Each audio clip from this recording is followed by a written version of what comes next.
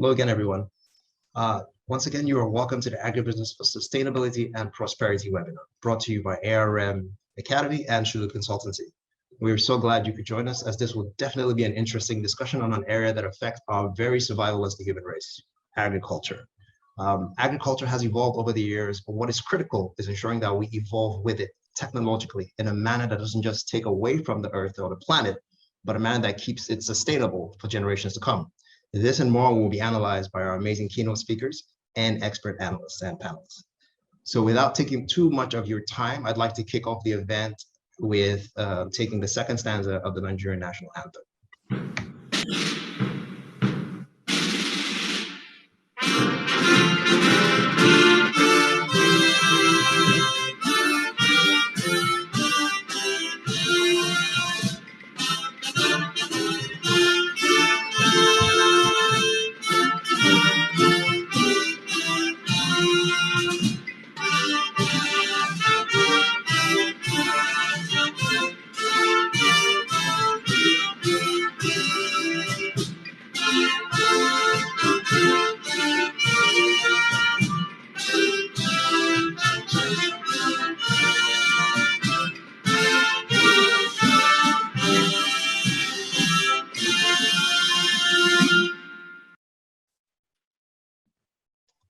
Thank you very much. This is the agenda we have on the screen right now. This gives us a summary flow of what we expect today. We will have a keynote address by the Deputy CEO of ARM Holdco, after which we will jump right in to get your thoughts on a few topics. We have our key moderator, our very own Theo Nadeko. We will have our keynote speaker. We will have a few polls, and to save you time, the key area, what you're really here for, is the panel discussion by our specialists. Dr. Driss, Moana, Dr. Carlo, and Mr. Charles Church, who also used to work here. Your question and answers, what would help, keep your questions preferably to the end, or put them in the chat, and our able team will try to answer them in real time. And whenever we get the opportunity, we will take that question out and answer it right here on the webinar. And not to worry, if you do miss anything, we will take the time to send you the recording in a post-event email as soon as possible. Thank you very much. So without much ado, I think we should move forward. I would like to welcome, for the welcome address, the Deputy CEO for ARM, which is Asset and Resource Management Holding Company, Mr. Sadiq Mohammed, to give us the welcome address. Sadiq, the floor is yours. Thank you, Ethan. Good morning. It gives me great pleasure to welcome our distinguished panelists, speakers and panelists, our esteemed clients and invited guests, my colleagues. I think this promises to be a very interesting and insightful webinar in the series of webinars that ARM has been holding in different interesting sectors of the economy. I think the first question that most likely will ring in everyone's mind is, how come an asset manager is talking about agribusiness? I think I'll highlight some of those things in my opening remarks, and then before we dive into the insights from our distinguished speakers and panelists. It is not by accident that ARM got into agribusiness, as well as other interesting sectors. I think about a decade ago, we undertook a strategic mapping of the Nigerian as well as West African economy to determine the most important sectors that ordinarily one should be looking at. And within that, we came up with a couple of sectors that we thought were interesting for several reasons. I think I will start with, first of all, our clients. All along, since over the last 27 years, we've provided products and services to our clients. At the beginning, it started only with the capital market products, which, however, I mean, everyone today here knows is very limited in terms of what you can get. To give an example, there are only 2 agri companies so far listed on the stock exchange, whereas there's several hundreds or if not thousands of companies that are operating in or agribusiness. So clearly for us, starting with our clients, we thought we were not offering a huge chunk of the Nigerian economy, because if you look at market cap to GDP, the market capitalization of the Nigerian Stock Exchange vis-a-vis the GDP of the country, it's on the average is around 10% plus or minus. So basically you're dealing with 10% of the economy being offered to our clients. And we thought that's not optimal at all, because there's a lot happening. So we looked at certain sectors, including agri. Secondly, if you also dive into the parameters, you'll find out that agribusiness is an area that is high growth, particularly in an environment like Nigeria, where almost nothing exists, if you like. So that offers an opportunity for growth and diversification to our clients. In addition, also, we thought that over time it will give us a competitive advantage, and also the ability to weather the storm where there are downturns in certain sectors compared to the alternative space, covering agri, infrastructure, hospitality and retail, and so on and so forth, including education and health. So clearly, those sectors we thought were very significant and key for the development of Nigeria, as well as West Africa, to a larger extent. At the same time, also, we thought it will have an impact. Agribusiness is so pervasive that if you look at the value chain, it's very likely that you would make some reasonable impact at the macro level, as well as at the micro level in terms of employment and so on and so forth. And all this that I've highlighted also link back to ARM's core values of ambition, proximity, impact, and truth. Let me just highlight a few, and then I can hand over back to Ethan or the moderator. Being in agribusiness is an ambitious endeavor, in the sense that there are a lot of difficulties you encounter, especially in this local environment in Nigeria. But at the same time, if you're able to crack it, you would meet the ambitions of government in terms of food security. You would meet the ambitions of businesses or investors being able to find viable investment opportunities in agribusiness. You would hopefully also meet the ambitions of the teeming youth looking for employment. Proximity, I mean, it takes us closer to the market, as well as to our clients, being able to offer a variety of investment outlets that would hopefully help them achieve their own ambitions. Impact I've mentioned in so many ways, from the macro level to the micro level. And within all that, to tell ourselves the truth, without agri, I don't know that we would have a secure, viable, and growing economy in Nigeria. So I invite you to sit back and enjoy this insightful webinar from our distinguished speakers and panelists. Thank you. Thank you very much, Sadiq.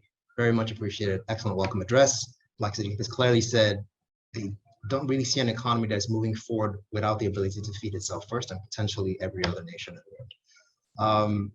I'd like to recognize the presence of our CEO, Jumoke Ogundare, who, despite of her conflicting schedules, has taken the time to join us. Good morning, Jumoke. You're welcome to the webinar. Maybe turn on your mic and just wave to the crowd if you have the time. Okay, thank you. Moving on very quickly, I would like to welcome, well, at least one of the reasons why you're here, our first keynote speaker. Our first keynote speaker is the CEO of Saturus USA, a tech company that is doing great things in water management for sustainable agriculture. He's an expert in climate smart agriculture and has completed projects in India, Kenya, Rwanda, Argentina, Pakistan, and is currently working on a project in the West Bank of the Palestine. His passion is to customize climate smart solutions to increase employment, add high value crops, and increase yields for all stakeholders in the value chain of whatever region he finds himself. Ladies and gentlemen, please welcome Dr. Michael Davidson. Dr. Michael Davidson, the floor is yours, please. It's an absolute pleasure to be here. I want to thank all the attendees and the panelists, and I want to give a special thanks to Mr. Sola and Dr. Carlo for bringing this together. It's never easy to bring one of these webinars together on the international scope. I do hope everybody is safe and healthy in these very challenging times. And as I start, I hope everyone has a good cup of coffee and is relaxed. I'm going to speak about a lot of things and look forward to a very robust discussion later in the webinar. I'm going to talk about a development paradigm that I've developed not only for developing world. This is perfectly appropriate at all scales and in all nations. I will tell you that the United States lags behind a lot of developing countries, and we seem to be getting a lot more success, as was mentioned, in East Africa, West Africa, Sub-Asia, and the Middle East. And I would be just honored to have a chance to show some of what we do in Nigeria. We're absolutely honored to be here today, and I will move forward. As was said in the introduction, I've been doing this for a while.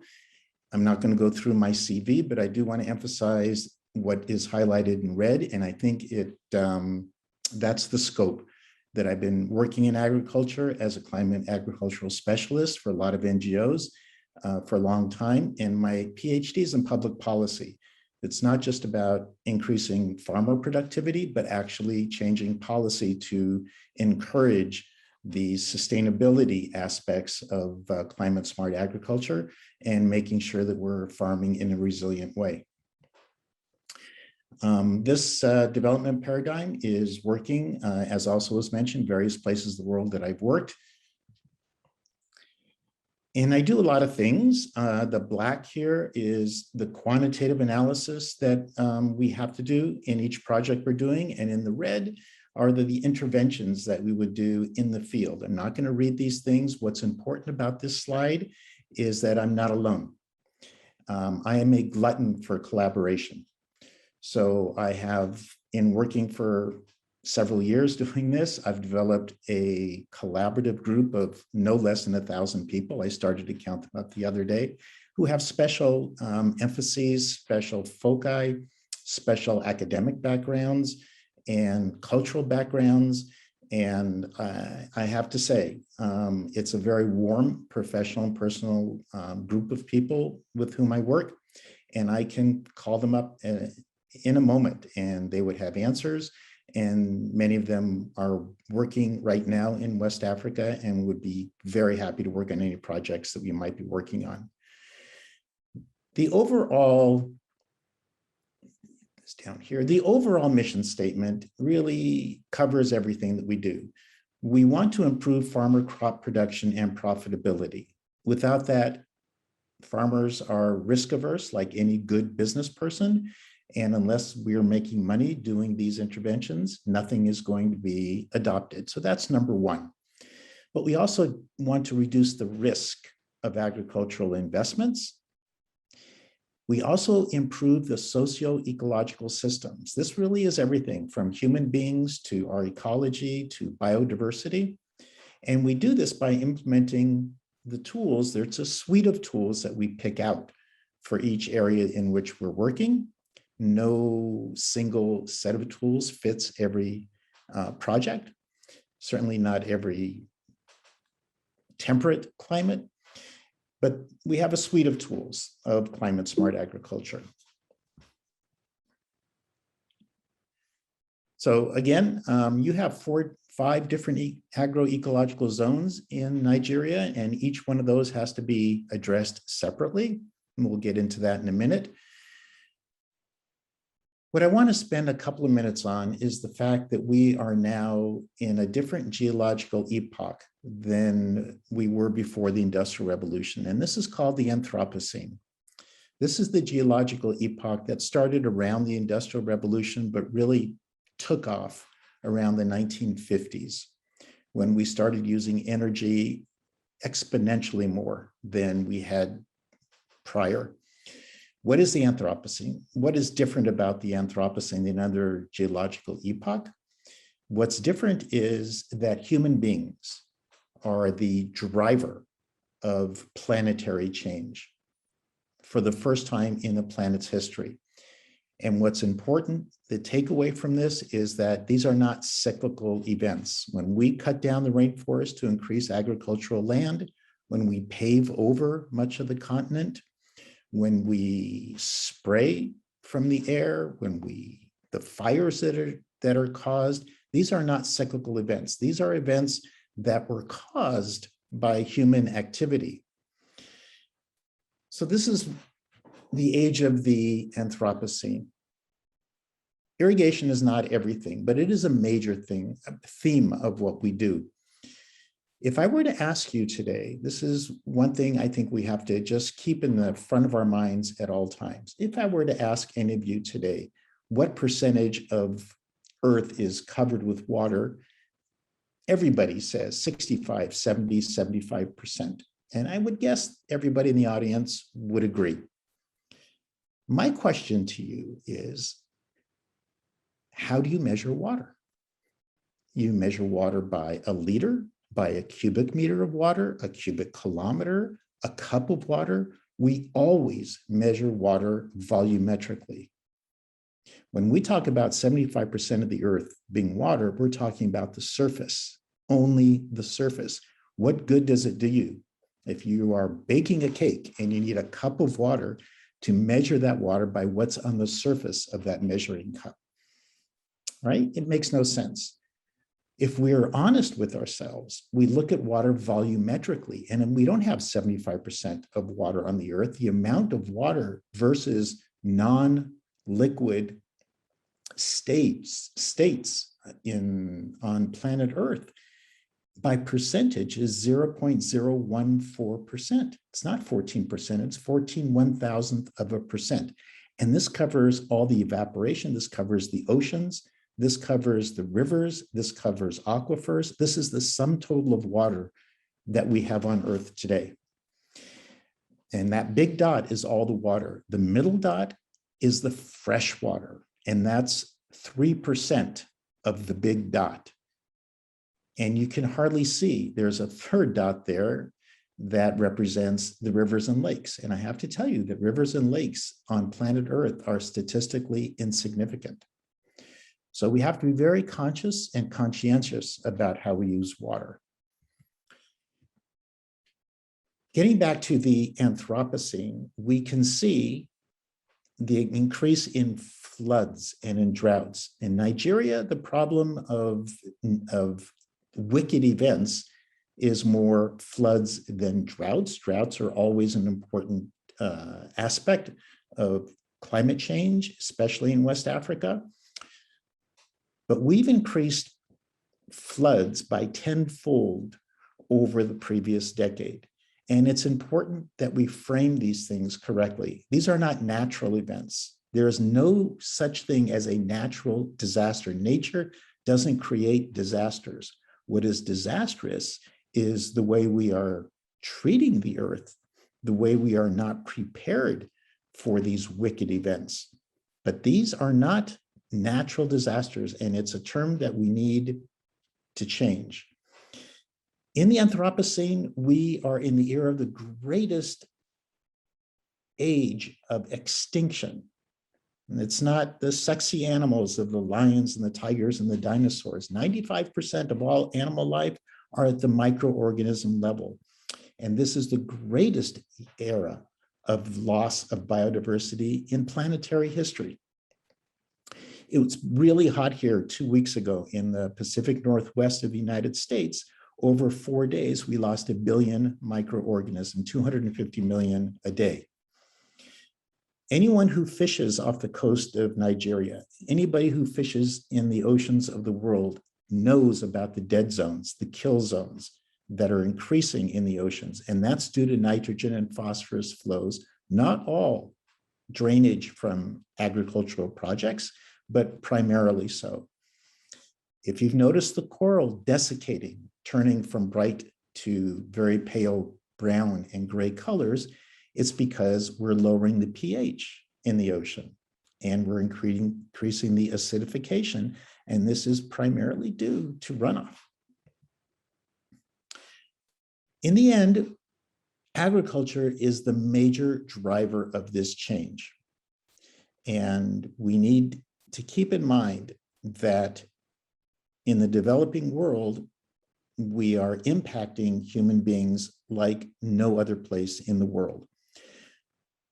We're spewing about 100 million tons of nitrogen fertilizer to croplands each year, but only about half of that is actually going to crops. 20% is accumulating in soils and biomass, not of utility to the plant. 35% enters the ocean. We're spraying about 5 million tons of chemical pesticides into the environment every year. The developing world uses only 25% of those pesticides, but accounts for 99% of the fatalities that are associated with poor handling and poor application. The cost in dollars of using pesticides incorrectly is about $8 billion. And every place we're irrigating incorrectly, we are increasing desertification and salinization of planet Earth. So here's the solution. There's not a single bullet here. There's not a single solution. Again, it's a suite of tools that we call climate smart agriculture, and it's basically 3 principles. The first, as I said before, is to increase farmer profits. If we are not increasing yields, if we are not increasing shelf life, if we're not increasing product quality, then growers, farmers are not going to be incentivized to change the way they farm. So that's number 1. Number 2 is mitigation. Mitigation means to repair and prevent environmental damage that's caused by traditional agricultural practices. And the third is adaptation, to adapt to changing environmental conditions, to use these innovations carefully, to select these innovations carefully, and change the way that we're farming. So what I've done here is I've put together a group of input providers that work in a complementary way, because I believe in collaboration, and I believe in professionalism, and I believe in niche industries. And what I mean by that is that there's no one better to talk about how pumps work than a pump manufacturer. There's no one better to talk about drip irrigation than the manufacturers of drip irrigation. These are friends of mine. So I think this is beyond extension workers. It's beyond NGOs. This is the professional people who provide and keep re-engineering these products are the manufacturers and then their distributors. So my paradigm has selected a group of people who are dedicated to working in the developing world. And these are some of them. I'm not going to go through all of these, of course, but we have here really good manufacturers of solar pumps, of biological pest management. We have fertilizer injector systems. We have automatic ways of determining the soil profile of your farm, so we know exactly what is missing in terms of nutrients, how much to apply. We have soil moisture sensors.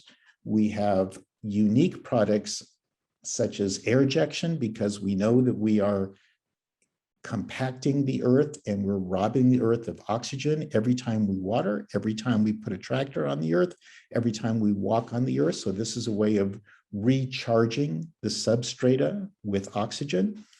And we have mycorrhiza, and we have all different kinds of products. And what's important about these is that each one of them contributes a significant and positive contribution to sustainable growing. But when you put these products carefully together, the aggregate contribution of mixing these products together is much more than the individual sum of their parts. So how does this development paradigm work? That is an introduction. Part one is climate change projections. We have to do climate change projections. We have to know what to expect in the next 40, next 50 years. Then we do a feasibility study. Then we calculate the theoretical needs of the crops that we're growing in terms of irrigation, nutrient, pest management. We calculate baseline information, and then the gaps. What are the gaps between 3 and 4? How can we close those gaps?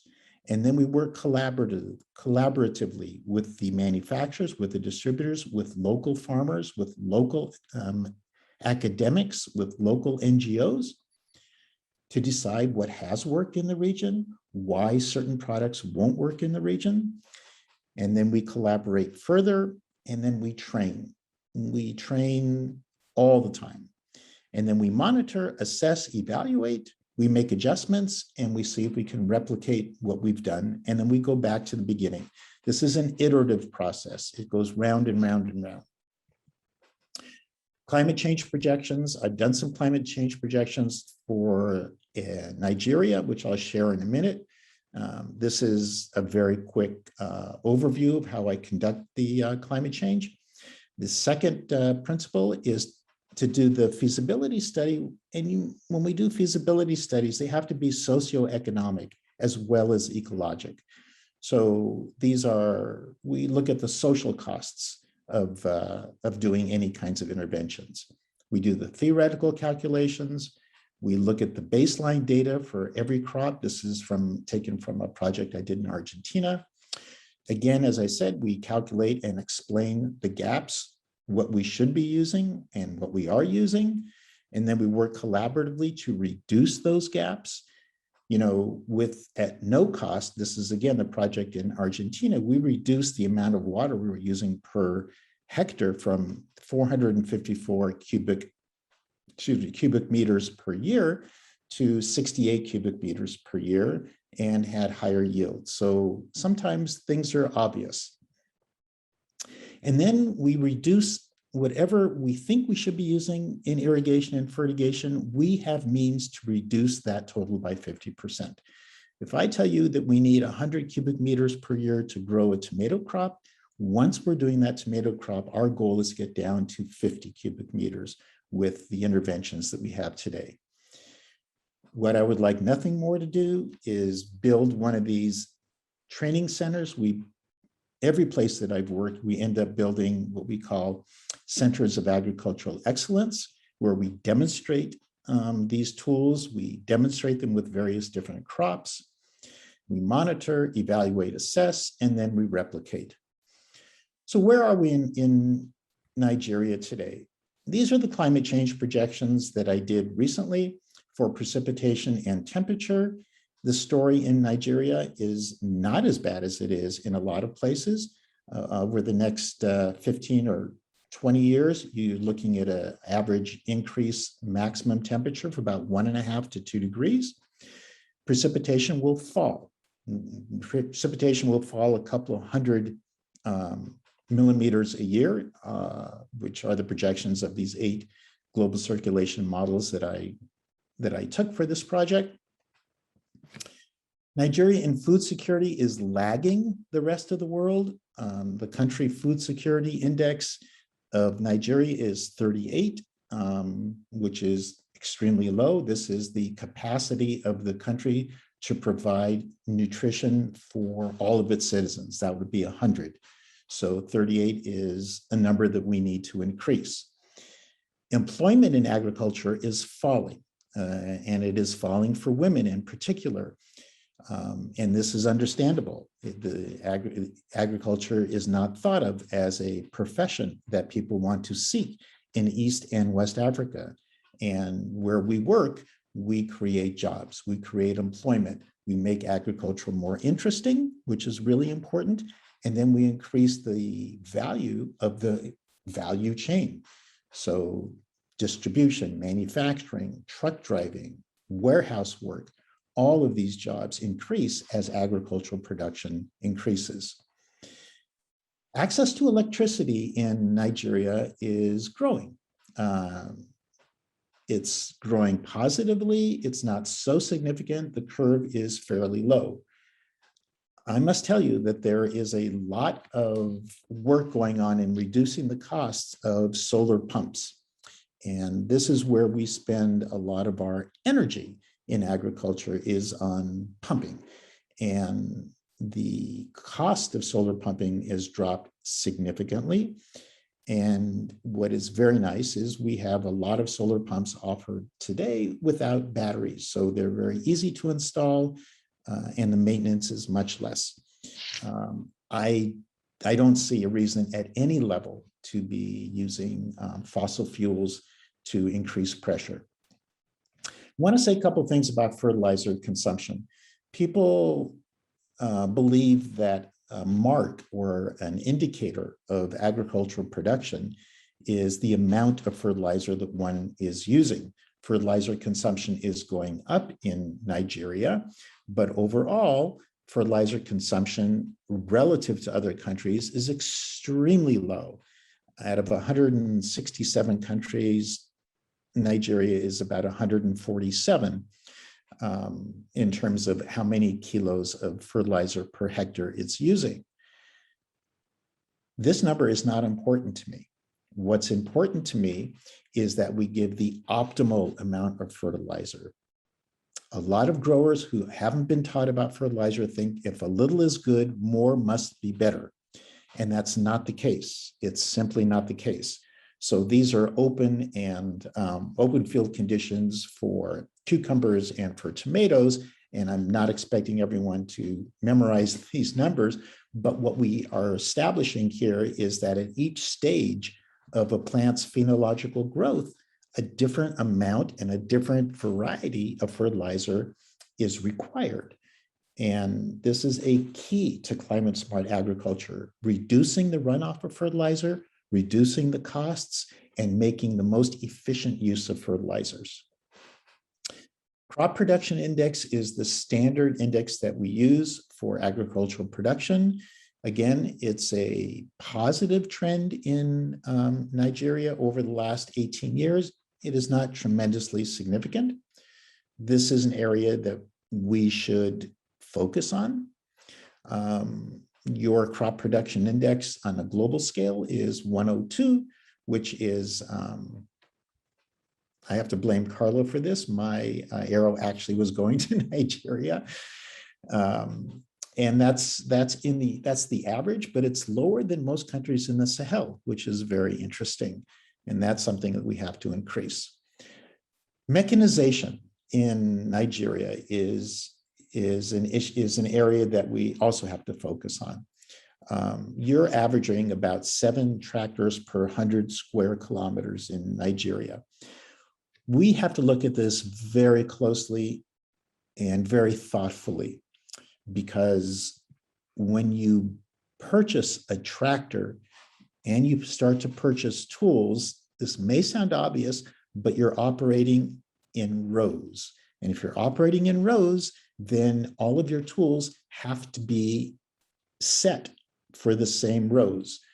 So I was working on a project for the World Bank, and they wanted to mechanize harvesting and cotton, but they weren't putting the cotton in rows, and you can't pick cotton in a mechanized fashion unless you have straight rows and the rows are equidistant. So it may sound obvious, but when we talk about mechanization, it's a commitment to a certain kind of agriculture. I just want to make that point. The overall message here is that there's no shortcuts. There's a lot of work to do. What you see on the right here, and we see this is in Kenya, you see it all over East Africa, are abandoned drip irrigation, piles and piles and piles of drip irrigation, because someone came along a few years ago, did not use a no shortcuts approach, and just from the back of the truck threw out a bunch of rolls of drip irrigation and said, this is magical, and you put this in and you'll have a great yield. No training, everything was clogged up. People weren't taught how to flush the system, how to properly maintain it, how to properly install it, the hydraulics that you need to get a drip irrigation system to work at its highest utility. And it takes a long time of sitting with growers, especially families, because they have long memories, and convince the family to try it again. So my message here is that every stage of what we are doing needs to be accompanied with training and training and training, because there is nothing benign, there's nothing innocent about showing someone a tool and not giving them all the information and all the training. You can't play around with people's lives that way.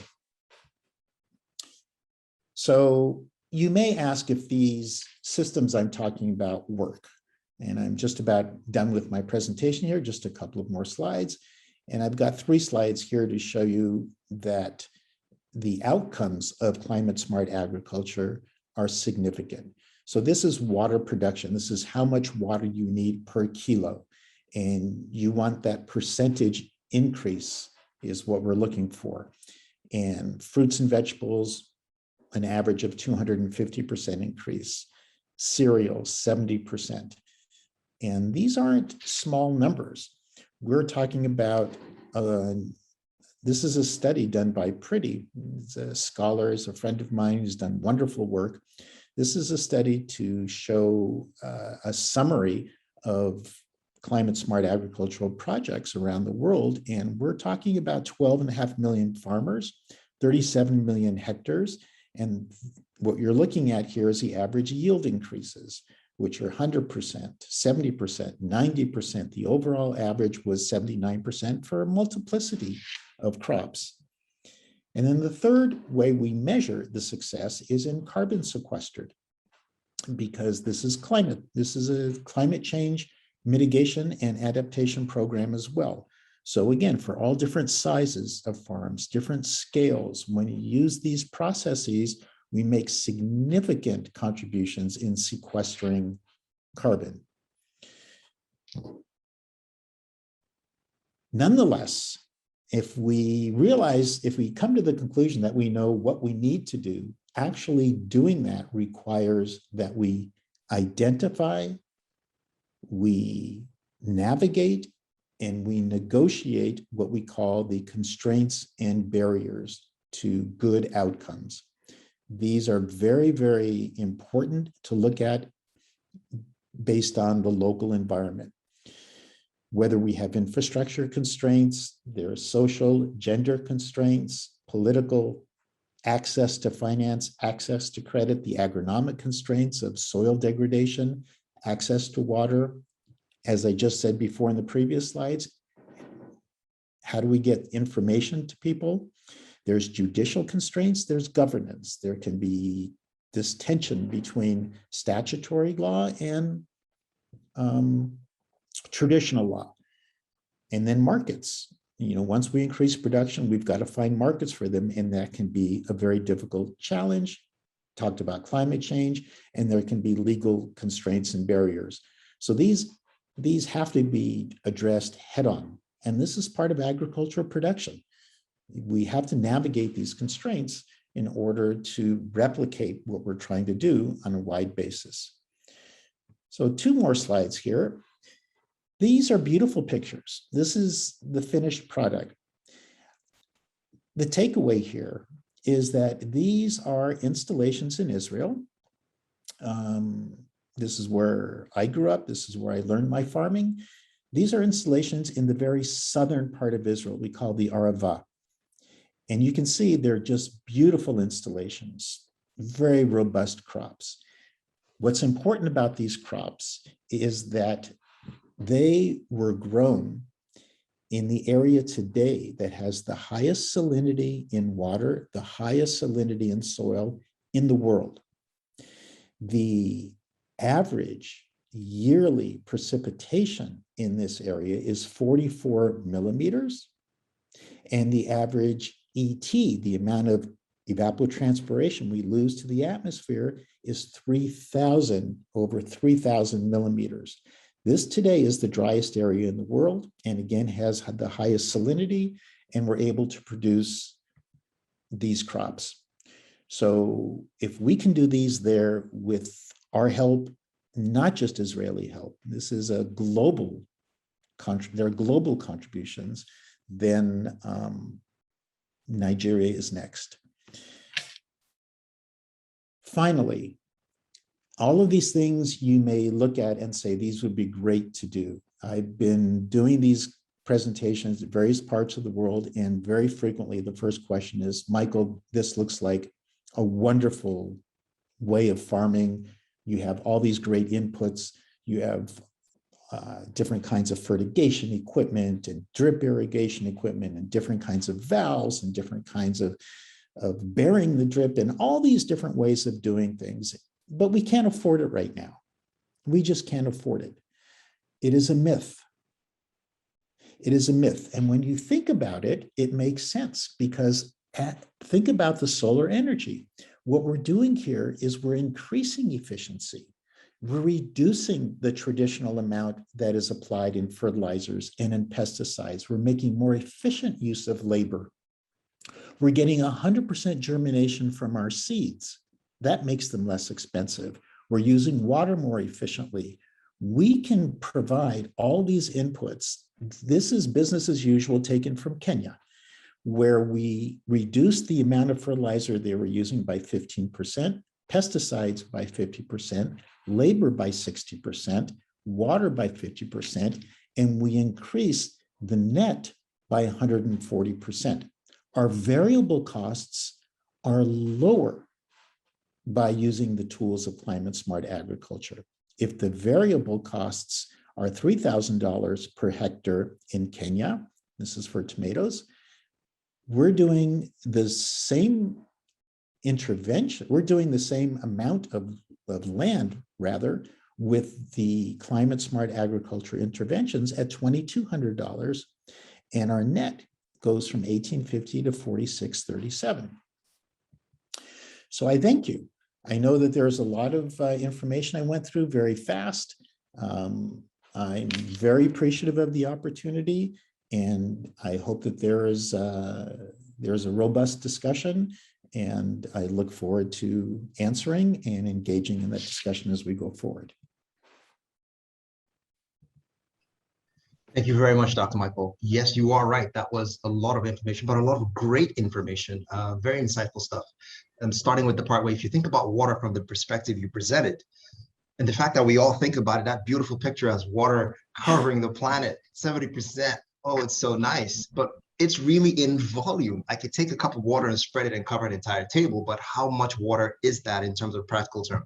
Which is why I think what you're doing in terms of sustainability and optimizing the use of water is critical, especially when it comes to agriculture. The penultimate slide you shared, another amazing insight. If you're essentially halving your input in terms of labor, pesticides, and use of water, you are invariably doubling your profits, whether you like it or not, because you're using less the resources.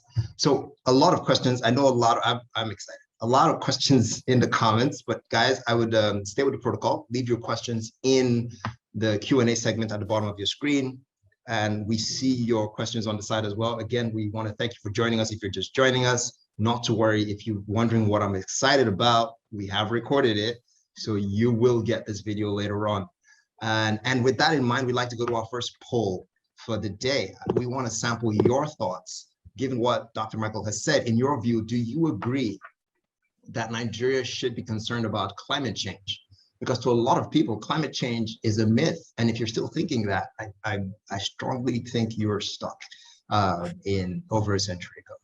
Because it's evident in the way we live, and bringing back that analogy that Dr. Michaels just shared, if you think there is 70 water in the world for you to use, that's just surface measurement. In terms of volumes, what was that number? 0.014%, if I'm not mistaken.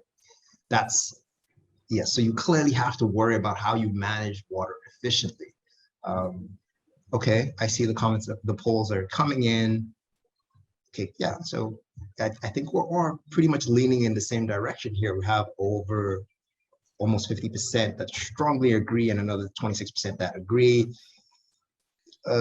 We have some concerns about strongly disagreeing that we should be concerned about climate change, but I guess maybe after this webinar, you may have a change of heart and we can discuss in the panel discussion.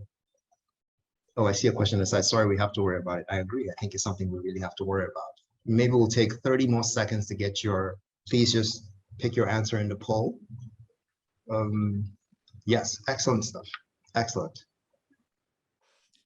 So clearly, I'm just wondering if people, maybe the question wasn't that clear. When people said strongly disagree, maybe they mean actually they agree. I'm just wondering if they strongly. So if they strongly disagree that climate change is something to worry about, I see.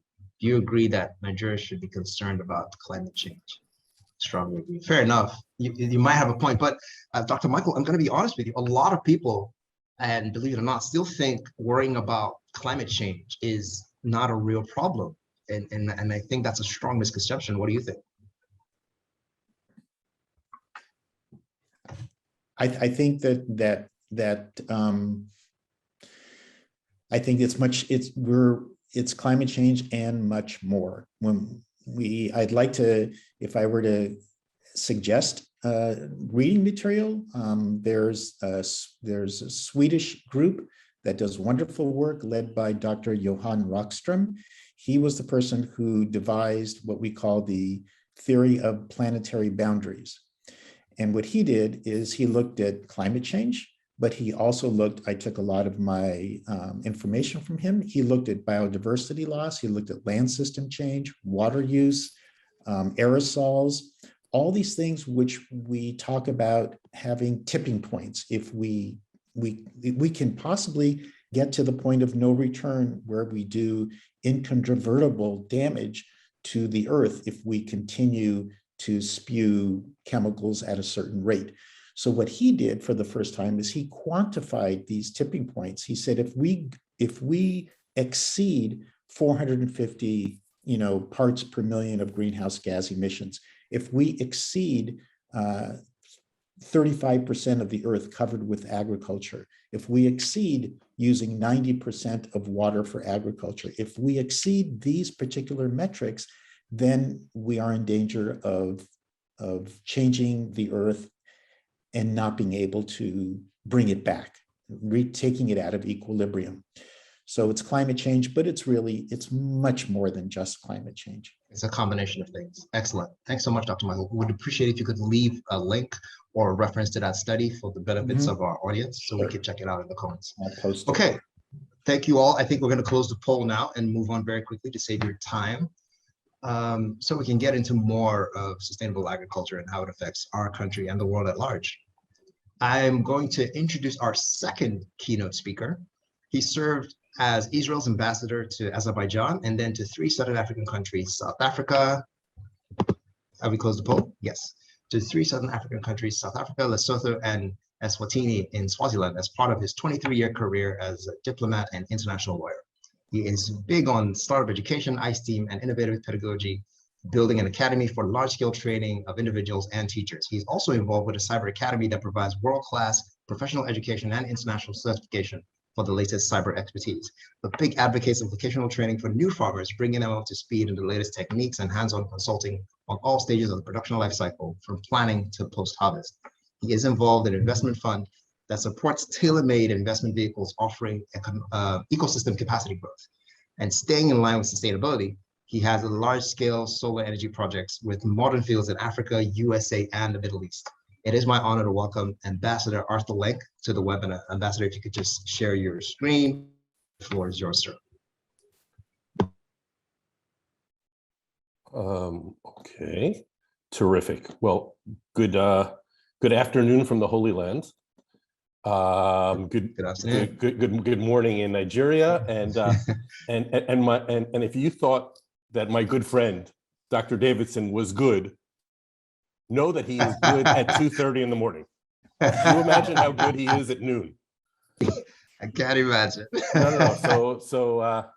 So good afternoon, everyone, and it's really wonderful to be here. And thank you to ARM and my good friend Carlo for putting this together. I know it was a big effort, and it's really wonderful to be part of this discussion and to find ways to bring opportunity to business people in agriculture in Nigeria. And so Michael showed a few moments ago some amazing pictures of Israel, of basically making the point that I'm going to make over the next 20 minutes, that if Israel can do it with an arid, desert-like, water-short area, then there's no reason in the world that that Nigeria and Nigerians can't use the methodology and the skills that Dr. Davidson discussed over in his presentation. And it reads like a roadmap or like a restaurant menu, that if you do it correctly, you will succeed. It's not a mystery. It's unachievable. And I think that Israel is a proof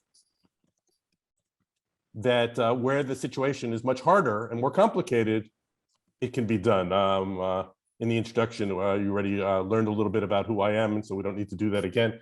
And I found an interview that while I was towards the end of my time in South Africa, to the Nigerian Tribune, I was asked to speak about your country a little bit, and I don't know why they didn't go to the Israeli ambassador in Nigeria, but they came to me, and here I am quoting me,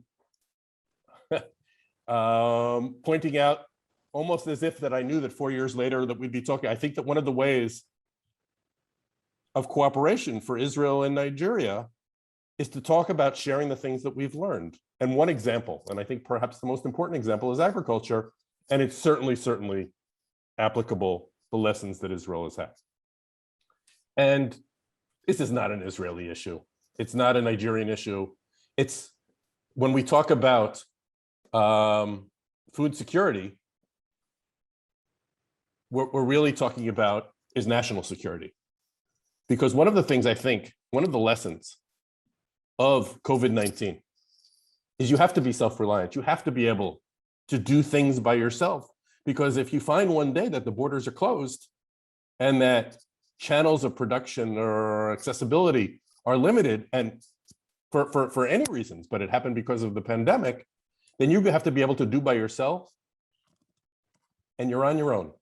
And it's cynical and a little bit scary lesson that the world doesn't care that much. And there are lots of people who do care, and there are lots of good people out there. But I think that we've learned that everyone's on their own to a certain extent, and that there's really a need to be self-reliant. And it's no less an issue of national security than guns and tanks. The ability to feed your public. The WFP said recently that 31 million plus people in Western and Central Africa are now food insecure, which is a massive increase since before the pandemic. But food security, as Michael really went into detail and fleshed out, isn't just being able to have supermarkets and it's being able to have trained workers. It's being able to have access to technology and, most important, information. When you have those things, and again, it's not a secret, it's not a mystery, it's a flow chart that Michael discussed. If you put those things together, you will have food security. And I'm going to pull away from agriculture in a moment to talk about a way that Israel decided that it needed to have self-reliance and build an industry. Now, Israel builds 0 cars. We have no automobile industry. Every car that you will find in Israel is either European or Asian, right? They come from France or Germany or Japan or Korea. But over the last number of years, due to technology and due to innovation, you may have heard of Waze, right? The GPS, the smart GPS app that is free and you could download on your phone. It was bought by Google for $1 billion, not for any profit because it's free. And Intel bought another Israeli innovation in automated driving called Mobileye for $10 billion. So suddenly with Waze and with Mobileye and with the companies that have grown out of it, Israel suddenly has an automobile industry out of nothing. But without building one car in Israel, we have an automobile industry because we put together that idea of self-reliance and knowledge and creativity. Obviously, there's a need for accessibility for capital and incentives for development, but in the area of food security, but this is an attractive sector for the public sector. So Israel is a model, and you can't talk about Israel, the Holy Land, without starting with the Bible. And it's almost like there was a prophecy in the book of Isaiah that the arid desert shall be glad, the wilderness shall rejoice and shall blossom like a rose, it shall blossom abundantly and rejoice with joy and singing. Now, it's great that the Bible said that, and it happened, but it didn't happen because of only faith and prayer. It happened because of putting into action the issues that Michael talked about. And so 4 secrets of Israel's success in food security and agribusiness. One is investment in the most innovative technologies. We're willing to try anything. We're willing to create new ideas. And Michael talked about testing and learning and changing and adapting. Water is vital. Water is national security. Water is life. There are many people who believe that the civil war in Syria is not really about politics, but about water, and about the lack of water and the lack of access to water for farmers in Syria that caused the pressure that ended up in the destruction of that country. Israel does it at every level, whether it's recycling water.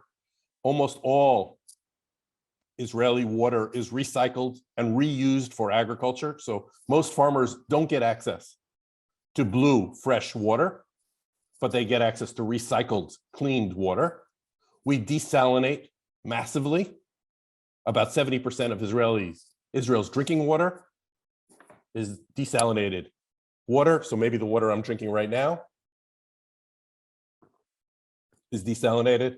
And obviously, Israel is the founder and the home of drip irrigation. So every drop is carefully used. Michael, again, spent his whole presentation talking about strategic decision-making on priorities and growing. And one of the lessons I think that he talked about, and I think very much an Israeli strategy is, don't start if I want to grow tomatoes. Rather come with the idea, I want to learn what my land can do the best in. What can create the best opportunities, whether it's grazing land or growing herbs or growing dates or anything else, to be agnostic, but to consider what the land will give and what the market will pay is really how decision-making needs to come. And obviously there needs to be a public-private chain of cooperation for planning and coaching and sales and marketing and the like. And over time, Israel has put all of that together. And in many ways, Israel has become known, not just for our agriculture, but for our innovation and for our creativity. And there too, I'm going to tell you the secrets. It's one, not being afraid to take risks. When you make a mistake, when you get something wrong, you've learned things. And you can grow from that lack of success. In Israel, given its complicated geopolitical place in the world, you have to innovate or perish. Israel has no choice because again, Syria is our northern neighbor. If they don't have any water, and our water that comes from nature only flows south from Syria, if we didn't create and develop other options, we would perish. And obviously, another way is that because Israel's a small country of only 10 million people, when we innovate, when Israelis create things, they don't only look at the Israeli market. They don't say what's going to be good in Tel Aviv or in Jerusalem, but they're looking at the whole planet. And that international, that global look is another one of those secrets. And so Israel has become, in many ways, a test lab for the world. And I think that that's perhaps the reason that Pfizer said that when they had this new vaccine, how do they prove that it works? Where can they go? Where's a place that people are not afraid to innovate, not afraid to take a chance, that will vaccinate on something that the American FDA hasn't approved yet? And they picked Israel, and we're blessed, we're lucky that they did. And we still have challenges. We're certainly not past the pandemic, but we're in a fortunate place that we have this culture that's willing to be a test lab, that's willing to innovate in everything. And I think that, again, Pfizer and Israel took advantage of that, that nature of ours. Israel internationally, our closest ally is, of course, the United States. Our prime minister is in Washington right now. I had hoped to show you a picture. They were meant to meet yesterday, the Israeli prime minister and the American president. And so the photograph I have here is our prime minister with the American Secretary of State. The meeting yesterday, due to the awful tragedy, the horrific events yesterday in Afghanistan, the meeting got put off to today. And so later today, there will be certainly be photographs of Prime Minister Bennett and the President Biden meeting. Internationally, Israel its partnerships around the world and our region are growing. Just in the last year, relations have come public with countries like the UAE, Bahrain, and Morocco in Northern Africa. But in Africa, it's nothing new for us. Israel has been a partner in Africa since the 1960s, since independence of many countries across Africa, and has been widening somewhat dramatically in recent years. And Israel has, as a strategy, as a foreign policy, of deepening our political relations through knowledge sharing, through partnership with our friends and with our partners. And I don't think that I need to tell many people the political benefits of agribusiness. I have the photograph here is the week before our most recent election. We had an election in March 2021, and 4 days before the election, the incumbent prime minister, Mr. Netanyahu, was photographed in a food security logistics center. Agriculture is a message of success, is a message, and again, it's been talked about by both our host and by Michael. It creates jobs, it creates local empowerment, it's food security, it's knowledge transfer, it's export income, it's green, it's the environment. It's win-win across the board investing in agriculture, both from the public sector and in business. And obviously for politicians, it creates those kind of photogenic events, this exciting new development. And governments around the world offer benefits and incentives to encourage projects in agriculture. And so obviously, governments need to be encouraged to remove barriers, to make investments and take part in training and protecting local industry.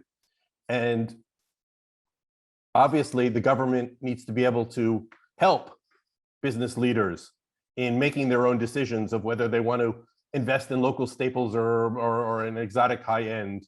And one of the things that our group, that Carlo put together, that are the speakers in today's webinar do, is we do that in some ways hand-holding, that consulting, that helping you both with government, both with accessing the best knowledge and with coaching and training to be able to get you through. And so I think that that's the advantage we have. And a little bit of research about Nigeria showed me that your country is no different in that way, in that there are a range of positive incentives to invest in agriculture, whether it's no duty on importing machinery or agribusiness being tax-free and guarantees for loans and on and on and on. And I'm sure that many of the people in today's webinar know about this much more than me. I think that perhaps a challenge, and I think that this is true in other places and not just in Nigeria, meeting policy and the stated position of government with the reality of on the ground and finding ways to make that work for investment in agribusiness. Let me speak for a moment about our bilateral relations between Israel and Nigeria. I just was at an event, the bottom left photograph is your brand new ambassador to Israel who just arrived and spoke pragmatically and seriously and down to earth about opportunities and interests. 2/3 of his speech was about agribusiness ties between Nigeria and Israel. And I think that governments on both sides understand that there's that clear synergy of interests and of direction in agriculture. We also have interesting ties and potential in homeland security and in tourism. The picture on the lower right is Nigerian tourists who in the Holy City in Jerusalem. Hopefully this pandemic will be behind us soon and that can come back again. The new Director General of the WTO, I know that she's Nigerian, was in Israel. I was at an event that she spoke in 2019, and she encouraged that it was a time for Israel to scale up our activity in Western Africa and in Nigeria in particular. And Israel is focused on that. And whether it is our previous prime minister who visited Africa and in Western Africa a number of times and has the knowledge and experience that's a good match for what Nigeria says it's looking for. And let me give an example of a case study that took place during the time I was in South Africa, and that the idea, the concept between an Israeli company and a South African company was that they were paying attention, this is a decade ago, that Ramadan, because it's a lunar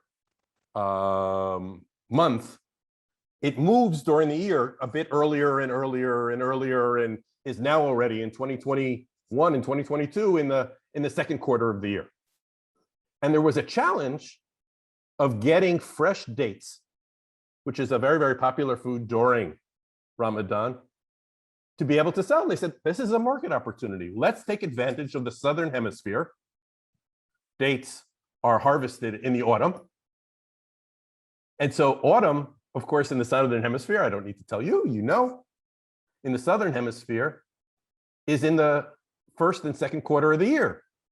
And so if dates were grown in the Southern Hemisphere, they would come fresh to market, and that would be a unique opportunity around the world. And so a South African grower and Israeli technology company put together a joint venture near the Orange River in Namibia. By 2021, it's up and running. You can see the photographs. It looks beautiful. 130 hectares, a record yield in 2021.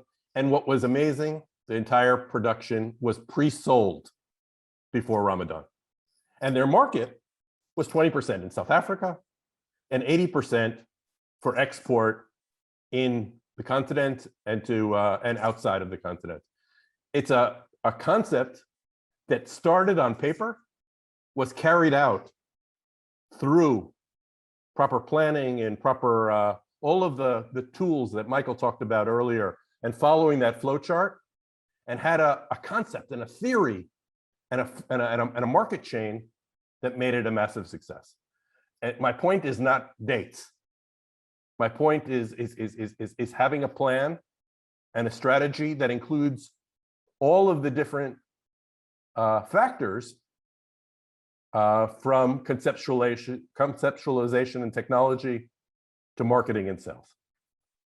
And so as I noted already, this group that we have, that Carlo put together, is multinational and it has a variety of skills. We have a network across all of this approval and delivery chains. We know how to work with companies, both in Israel and internationally, with IFOs and with policymakers in Africa and around the world. We help you make these plans, these tailor-made projects, to work with with government and with regional government and with national government to help make your plans and your dreams and your investment successful. And so as mentioned before, I've worked not only in agriculture projects, but with this same idea of sharing Israeli innovation and Israeli technologies in the developing world, whether it's in startup education of teaching young people to be innovative, to be creative, and teaching teachers to move away from that old method of speaking to doing. Cybersecurity, that's the reality of the world. Every one of us in this session are on a computer that the bad guys can get to, and we need to be able to protect ourselves, and Israel's a leader in that. Agriculture, we've talked about in detail. Investing in these future ideas. If I put together for a country an investment portfolio that would encourage these Israeli startup and innovative companies to come and act in their country, to bring that innovative spirit and creativity and new technologies to them and to create an ecosystem for them. Solar energy we mentioned as well, lithium extraction, and the bottom line is what my experience is connecting friends around the world to the best of Israeli innovation, the best of creativity, and for your success is ours. And so thanks for listening. Here are different ways you can reach out to me. I hope that in the follow-up to today's session that we find more ways to build ties between Israel and Nigeria. Thanks very much. Thank you so much, Ambassador Arthur Lang. Now, that was just as brilliant. Even I'm not even though it's not at 2 a.m. in the morning, but I think you did very well. Great provoking thought session there. You said it's not an Israeli issue, especially when you look at irrigation and land management. It is ultimately a self-reliance is a global requirement. Just like you said, at some point, take COVID, for example, where you don't have all the access to everything you would typically have. How would you do in a situation where you're forced to rely on what you have or manage what you have? And a great term you put down, you said it's just as important as guns and tanks. I 100% agree. With that in mind, again, thanks again, Ambassador Arthur Lang, for that session. Arthur Lang will be around. Again, don't forget to leave your comments in the Q&A section. He will be here with our panelists to answer your question. Let's check your thoughts again. And in line this time is, in your view, which segment of the agriculture value chain poses the greatest challenge in Nigeria? What do you think? And while they're voting, I don't know if Arthur has had the time to also analyze this. What would you say, in your opinion? I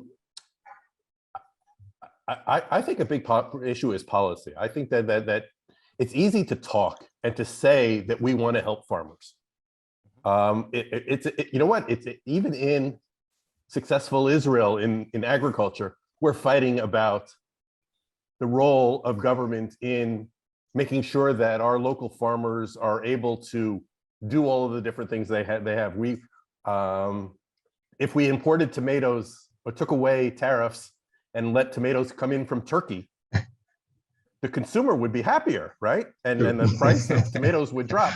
But the Israeli farmers who would struggle would struggle more and maybe stop growing tomatoes, and then that issue of self-reliance. And so I think that maybe, you know what, maybe because I worked in government for so many years, I'm overburdened on the questions of policy. But I think that unless government gets it right and is willing to focus on these local issues, then agribusiness is a challenge.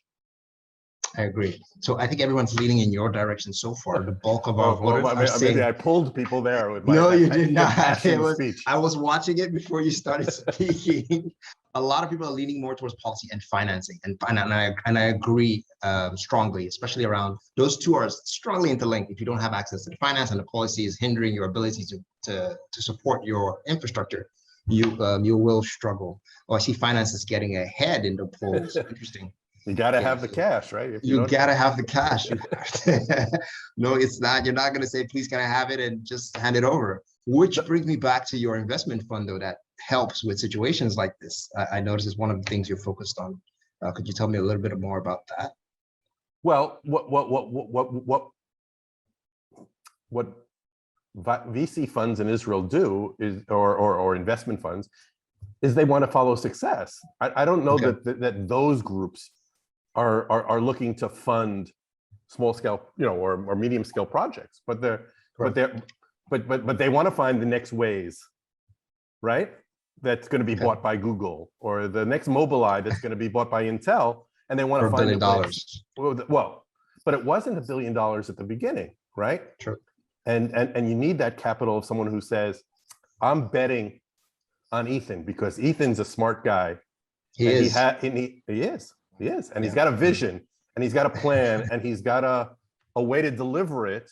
And with enough Ethans in Nigeria, then the money is going to start coming that way. But I think that I don't know if Michael is hearing now, but if you are, Michael, that IFC and international different funders do look for marketable projects, and there is money out there, not just out there, but out there for people who are smart and are connected and have a business plan and have a way to convince decision makers that they're just not another guy or woman, but that they've got the concept together and they have the right partners, and money will come to Nigeria with all of those things. It won't just come, but it will come when the strategy is right and the marketing is right and then the plan is right, and that people say,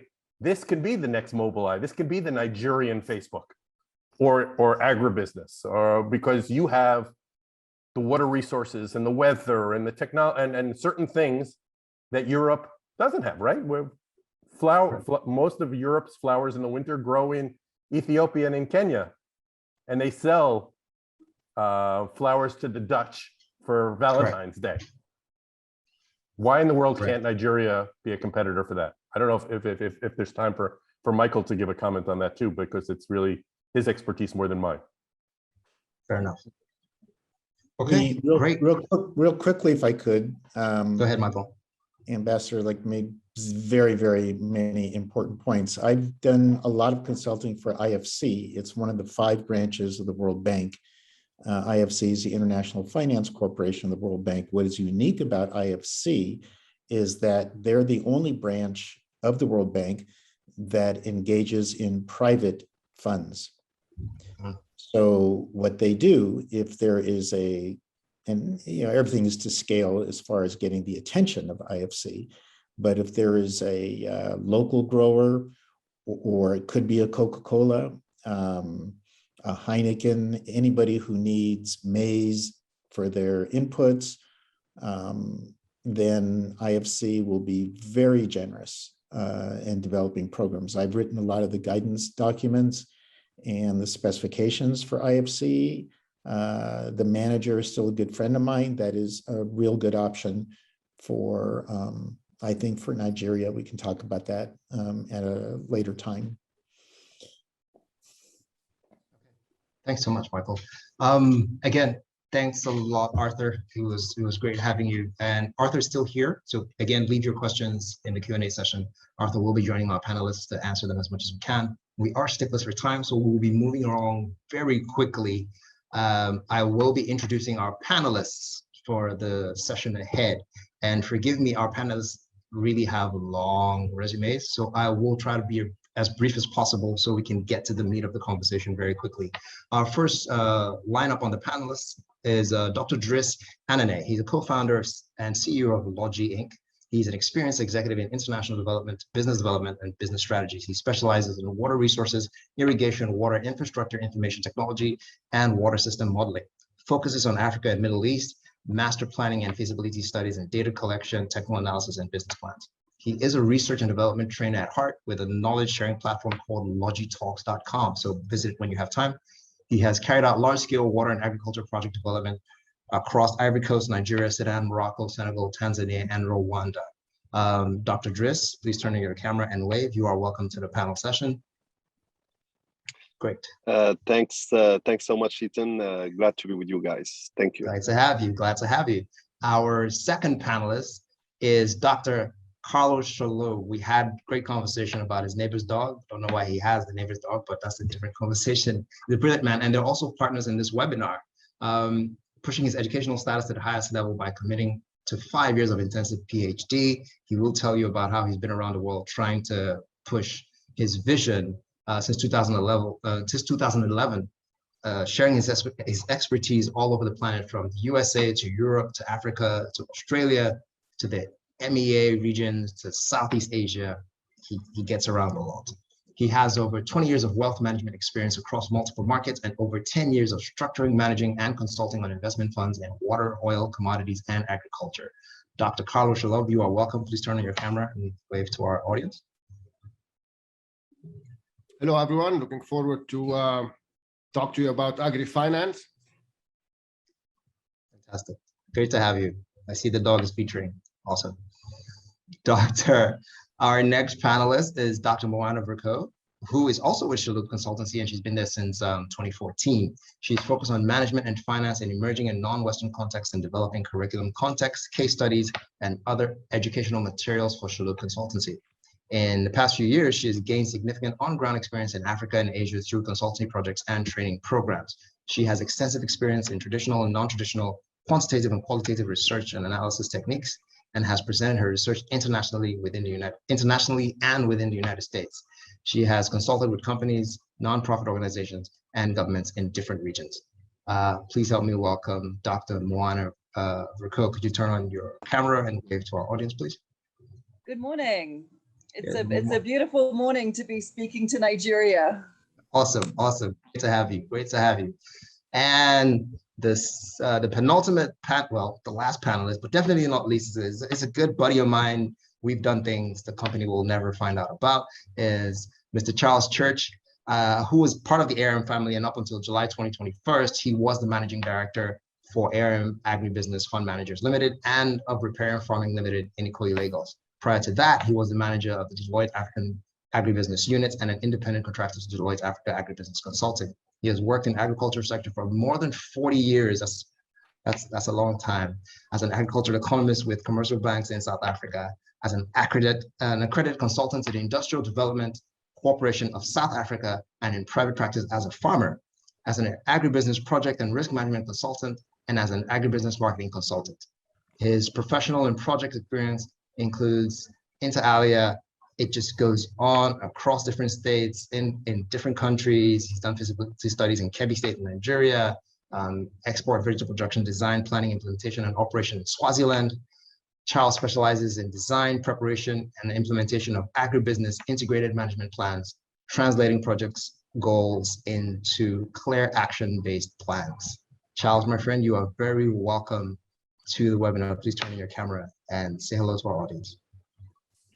Thank you very much, Ethan. It is really, really great to be here. And thank you for the quality of the speakers and the keynote speakers and the panelists is fantastic. Thank you very, very much. I'm really honored and blessed to be part of this group. Thank you. You're very welcome, sir. And you make a valid point, the quality of the speakers. So, and I would be lying if I say I wouldn't be out of my depth to coordinate this panel session, which is why we'll be bringing in our in-house executive director for the Agribusiness and Repair and Farming Limited, Dr. Theo Nadikov, who will be our moderator for the session. Theo, if you're here, the floor is yours. Please steer the ship on from here onwards. Thank you very much, sir. Thank you very much, Ethan, and thank you to all our speakers and our panelists. To everyone that is on the webinar, I wanted to sit back because this is the time you've been waiting for. We're going to deep dive right now. And as Ethan mentioned earlier, please let's put our questions in the Q&A tab so that it's easy for us to track your questions and be able to provide answers. And if we can't provide answers, we'll follow up with the panelists, with the speakers, and then we'll be able to provide you answers. Agribusiness in Africa is estimated by the World Bank to grow into a $1 trillion economy by 2030. We all know that Nigeria is very strategic in maximizing that agribusiness potential. Nigeria has several potentials. So we've got land, we have 84 million hectares of arable land. We've got labor, more than 100 million youth in the workforce. We've got water, 279 billion cubic liters of water. And we have the market. Today is a market of 200 million people. and it's projected to grow to 470 million by 2050. We've got huge supply gap when you think about key agricultural commodities. But what do we need to do to harness those potentials? Three things, as the African Development Bank put it. We need to increase yield, that's number one. We need to increase area under cultivation. And number three, we need to shift to value creation. We have to move from low value crops to high value crops. But how are we going to do it? That's what we're going to be talking about today. Even though we are endowed by those capital I talked about, labor, land, water, and market, but we need technology, we need equipment, we need human capital, we need finance. It was interesting when the poll was going on, the last poll, 43% of the people thought finance is critical, and then 30% thought policy is critical.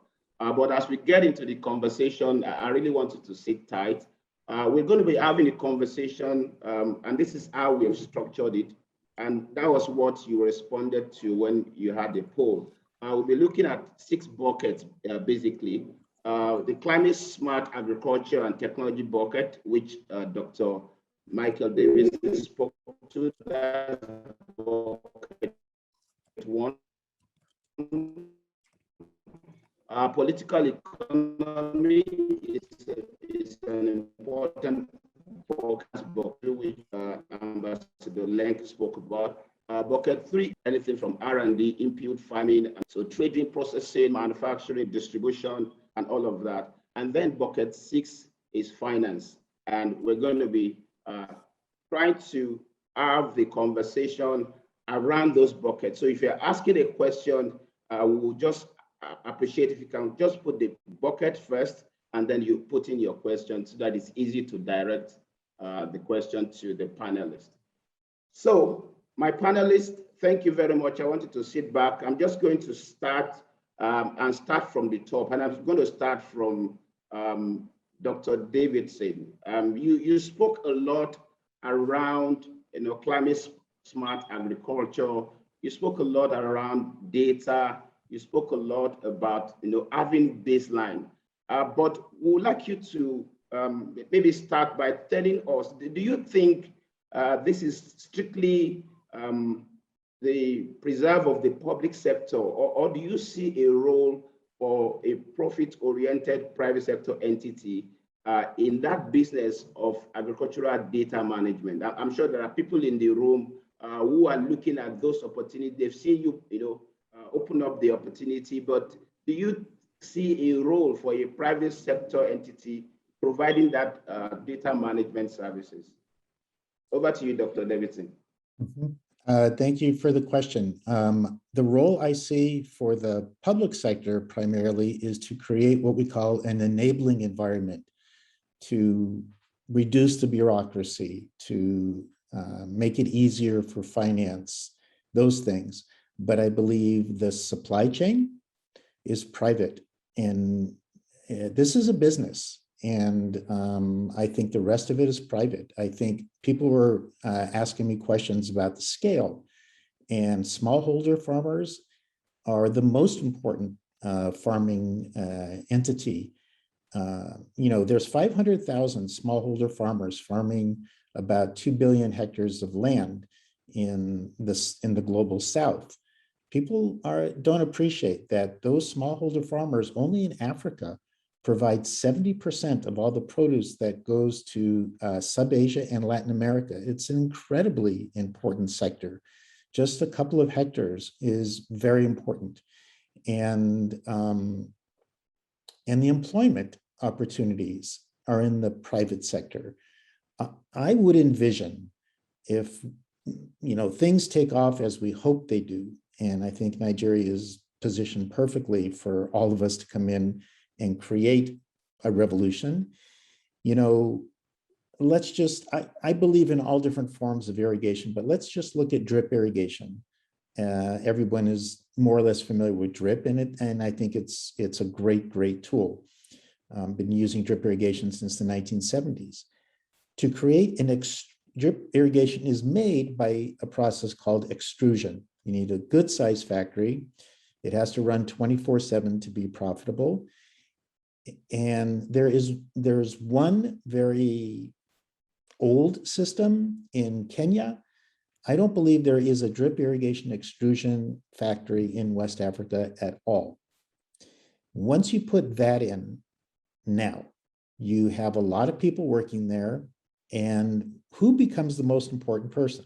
The most important person becomes the sales manager, because you're creating drip irrigation 24/7. You've got to get it sold. So you hire salespeople, you hire human resource people, you hire truck drivers, you hire forklift drivers, and you deliver it, and you do training, and if you're doing drip irrigation, then you should be injecting your fertilizers through the drip irrigation. So where are you getting your fertilizer injectors from? It's all the private sector. So the inputs are private. The farmers are private. I'm private. Having said that, there is no reason not to take advantage of NGO funding for projects, of government funding for projects.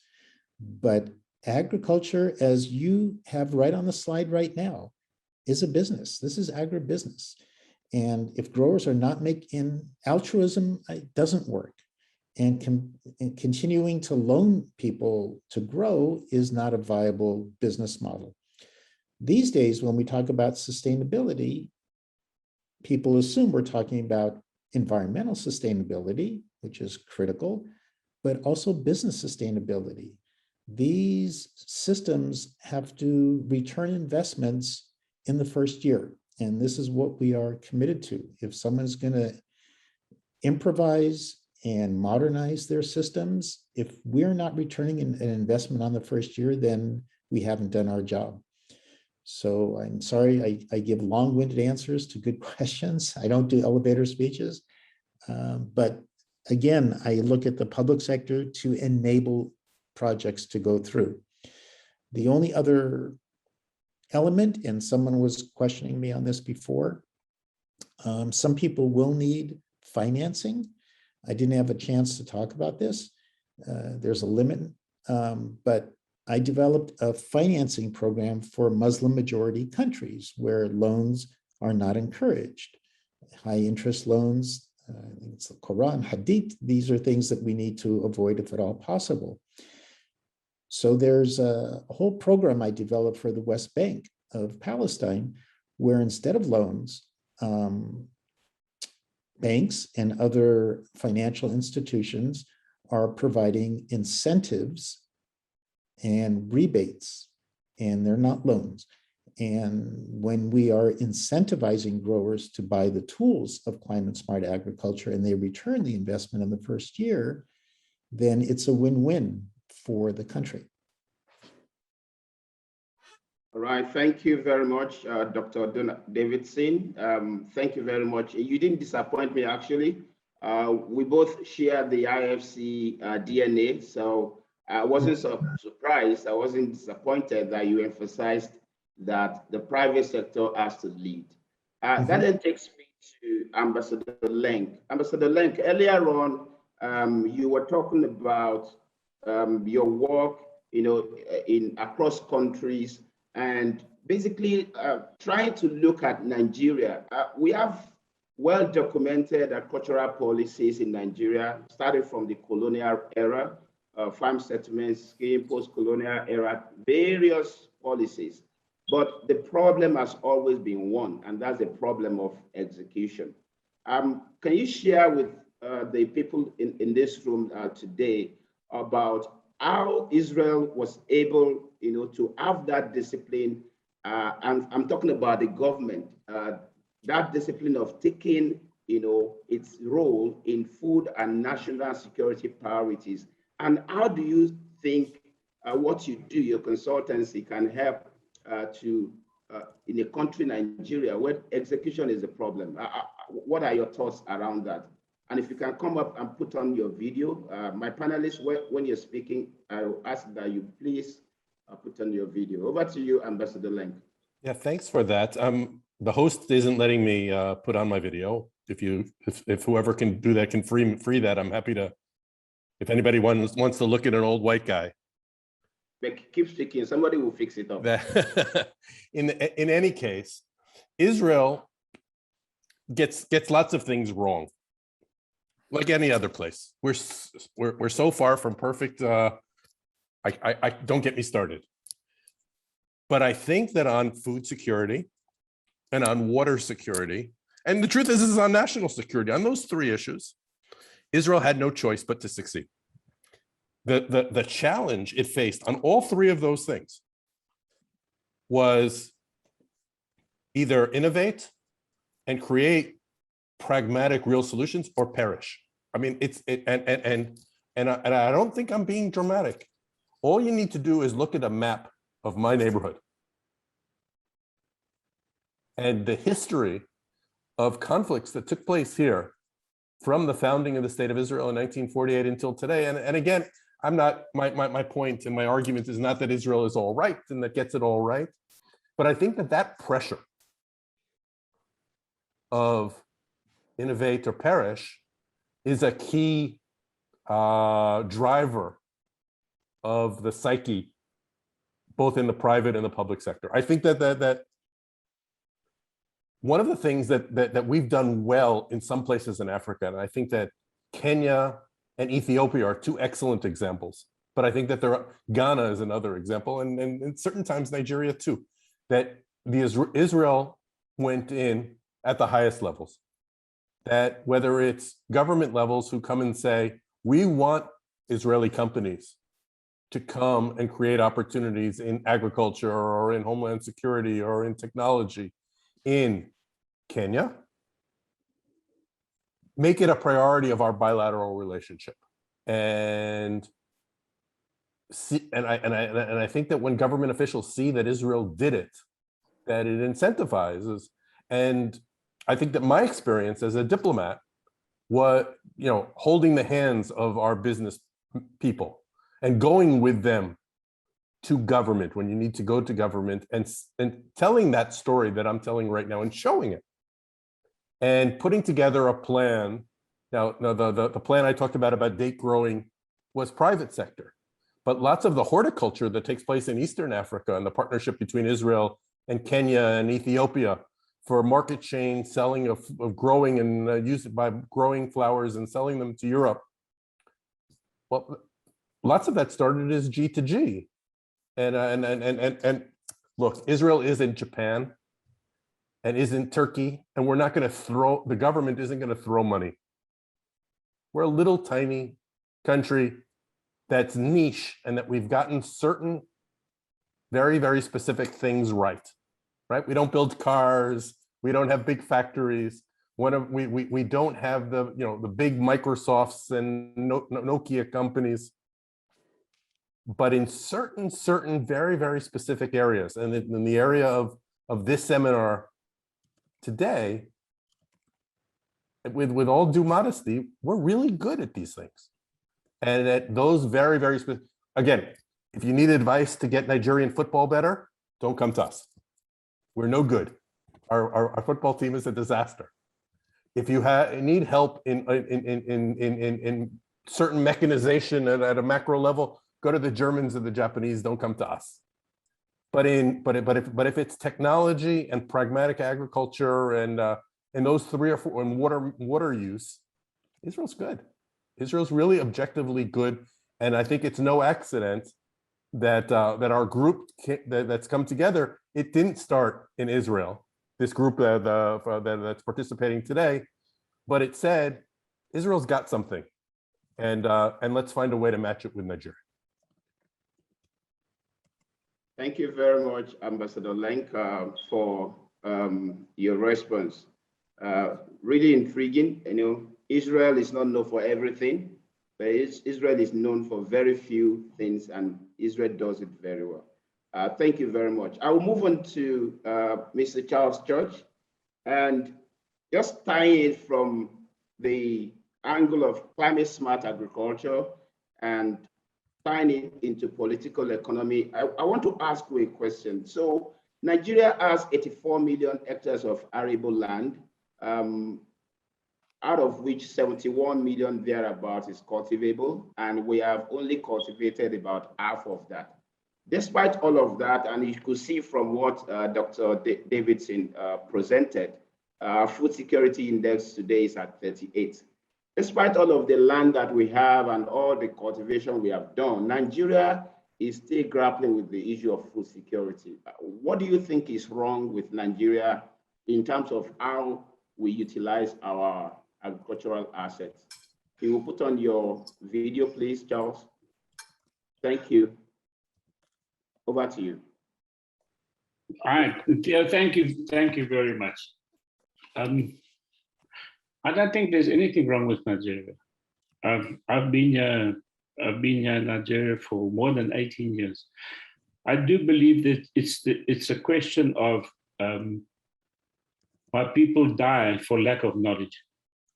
That is one of the main things, and I was very glad that Ambassador Lenk made a reference to the Bible, and that is exactly what I believe is the problem. So that's one of the things that I have decided to do now that I've retired, is that I want to commit myself passionately to helping Nigerians understand how they can use land to better advantage, to be more productive, to create sustainable land management systems. And Dr. Davidson's presentation was absolutely fantastic, spot on.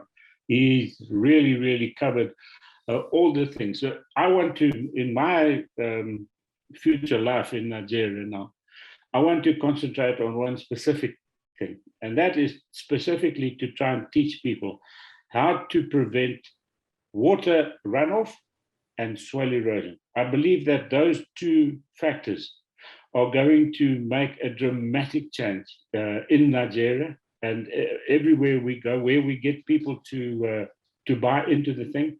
So my focus is going to be a lot more grassroots, down on the farm with the small scale farmers, and hopefully in that way we'll be able to get them to understand how better to use the agricultural land, because that is I believe is the problem. They have, some of them have land, some of them don't have land, and the way and the principles of sustainable land management, like Dr. Davison also says, it can be any scale. It can be from the smallest farmer to the largest farmer. It's a matter of properly communicating. And that is the point. We need to get down to the farmers. I think we've done a lot of work trying to communicate with people, and the problem is not so much the actual story. It's to actually get them to take the story up. And that is where I think ARM agriculture also can play a big role. And that is to have a, like Dr. Davison was saying, that he could start up a center of excellence. That would be fantastic, where you have a demonstration of being able to do things properly, right, starting from the very basis of the farm land use planning operation, where you do the geospatial mapping, and you can start there. It doesn't even have to be fantastically rocket science. It can be basic. But like Dr. Davison says, you can teach these things to people right at the very, very smallest level. So we need to, and once we can do that, once we can start that and get buy-in from the smallest people, from the lowest rung on the ladder, which are by the way, they are the hardest working and most fantastic farmers. Can you imagine eking a living out of the earth with a cutlass and hoe every day? So that is what I believe. I believe that we as agricultural professionals and as globally minded investment asset management companies, we should not forget that we need to help the little guys, because when we help the little guys will help us to do better. So thank you very much. Appreciate it. I hope I've answered your question. Yes, very well. Thank you, Mr. Charles George. And I like the way you ended it. You said, if we don't teach the little guys, we will be needing their help at some point. So we need to teach the little guys. Thank you very much for sharing your thoughts. Dr. Dries, I'm going to move to you. So the political economy is right. I have the climate smart agriculture knowledge. I have access to land, but Ambassador Lenk was talking about those investment funds and what they'll be looking for.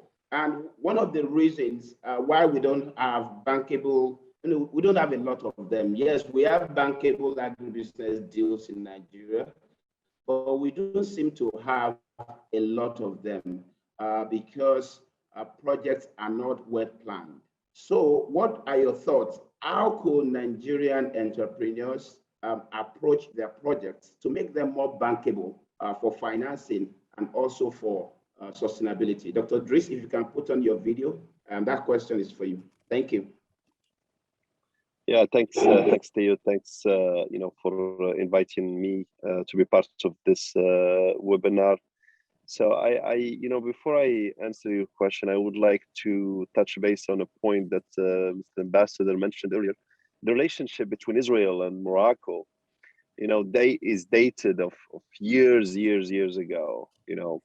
It's true that in the recent, I'm not going to say history, but the recent years, we're just putting, the relationship clear on paper. But Israel and Israeli technologies, since we're talking about agriculture, helped a lot Morocco and Moroccan agriculture to be where we are right now. And it is not, when we look at the second pole of the policy, finance, land management, it's not just one piece that would be the success of your project or of your agriculture sector. It's really it's the lump, putting them all together, to be able to be successful. If you cannot, build your policy to meet or to overcome this constraint of your sector, whatever money you will bring, you will not be successful. And we are seeing it in so many places worldwide. So if I can take it to, or let me answer your question, taking the case of Morocco, and then I can touch on whatever we are seeing or we are facing in Nigeria, Ghana, Sudan right now, Senegal, Rwanda, a big project that I was part of.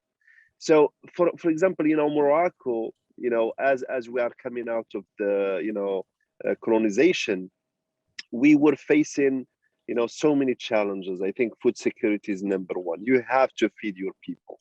So to feed your people, to be able, to get that political stability, you have, your people need to eat.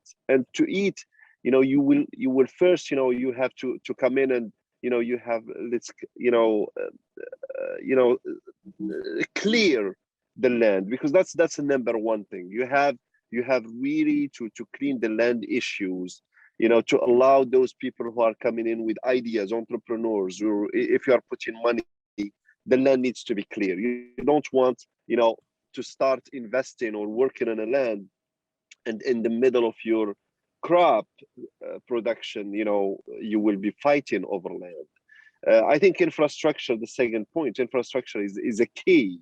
You cannot produce if your water is far from your land, and you cannot, produce if your water is not well, given to your crop. So again, infrastructure is a key element. So the question, who's going to be taking care of these things, or is it the government that needs to come in? So I would say for Morocco, the government, I think, did a great job and still doing a great job by subsidizing, like the infrastructure, mechanization, of even helping, Moroccan companies to go find markets, and this is, I think, the point of having Mr. Ambassador in this. I think it's a key element. So we see and we value the Moroccan diplomacy in opening on markets in, all over the globe, like in Russia, in Europe, we have a huge market right there in Europe. The thing that we don't have as Moroccan producers, we don't have a huge market as Nigeria. We have 36 million. You guys, you are touching the 300 million very soon. So a huge market right there you have.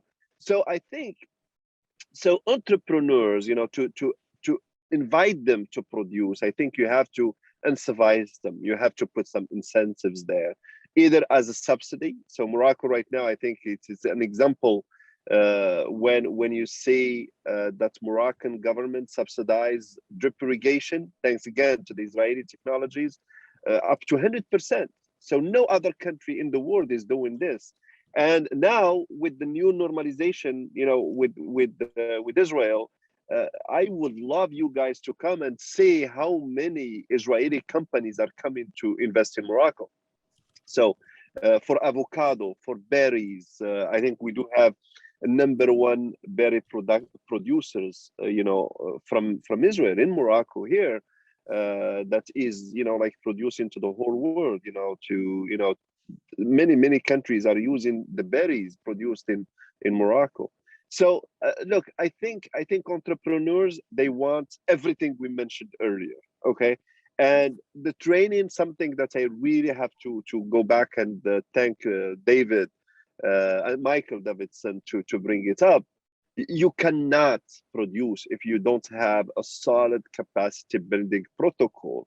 And we faced it in Nigeria. So we are working, I cannot mention the names, but we are working with the 2 big groups in Nigeria right now with an Israeli company to produce, and we're coming up with the turnkey projects. So because the first successful project, you don't want to leave anything, to chance. You want to cover everything to show the success of this, okay?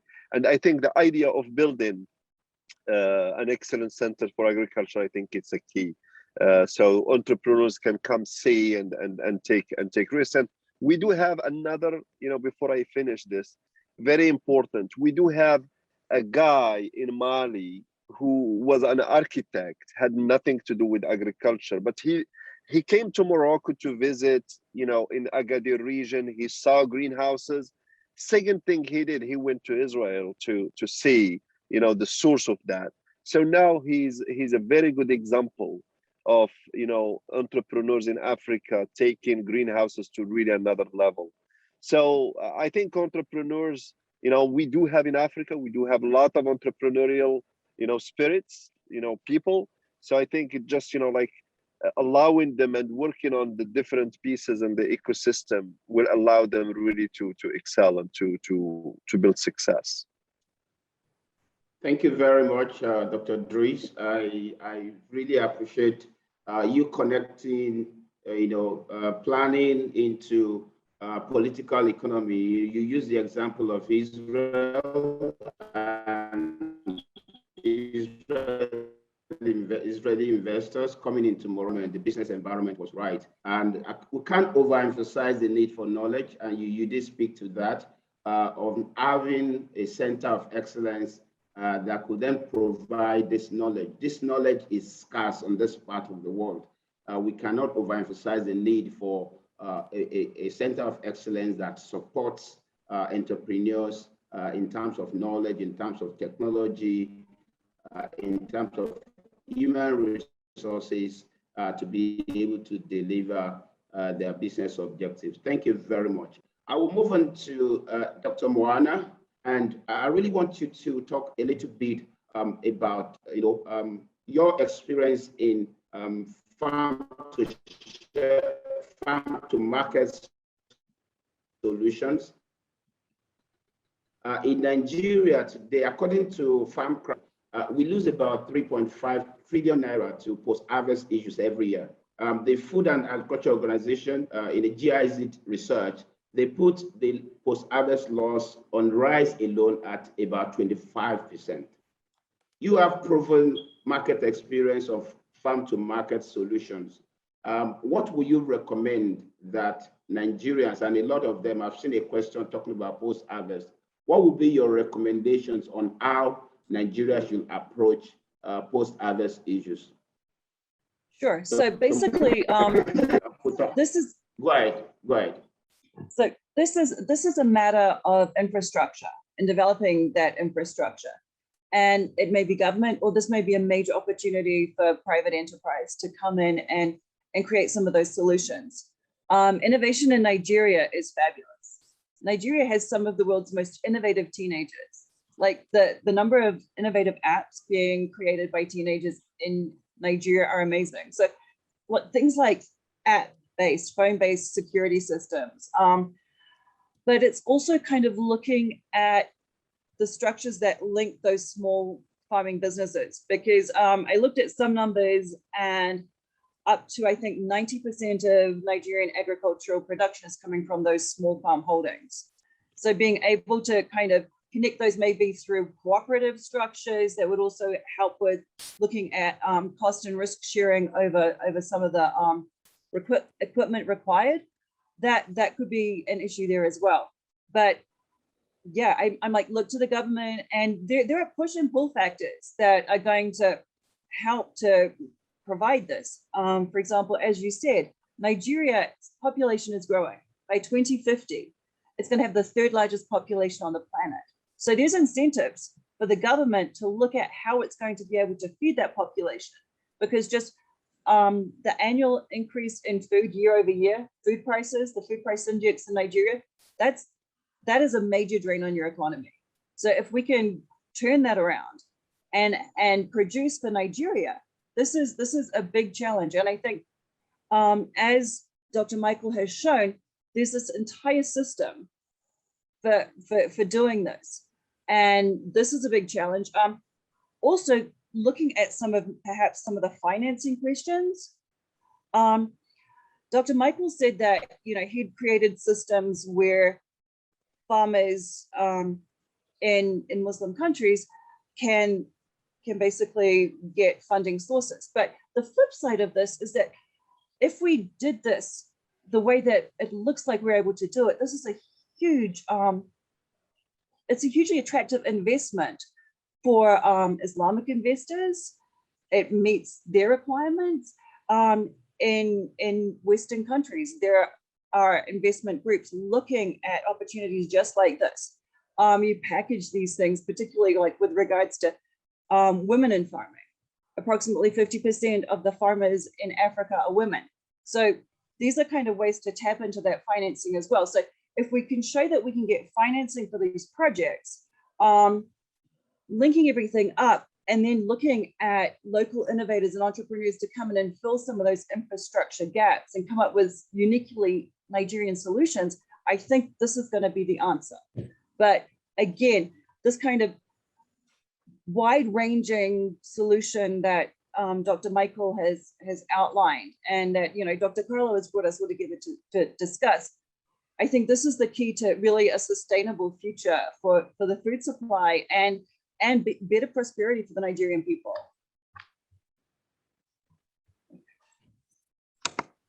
Thank you very much, Dr. Mwana. Thank you for your thoughts. I'll move on to Dr. Carlo, and this is the big elephant in the room. When we had the poll earlier, 40% of people in the room think financing is the problem.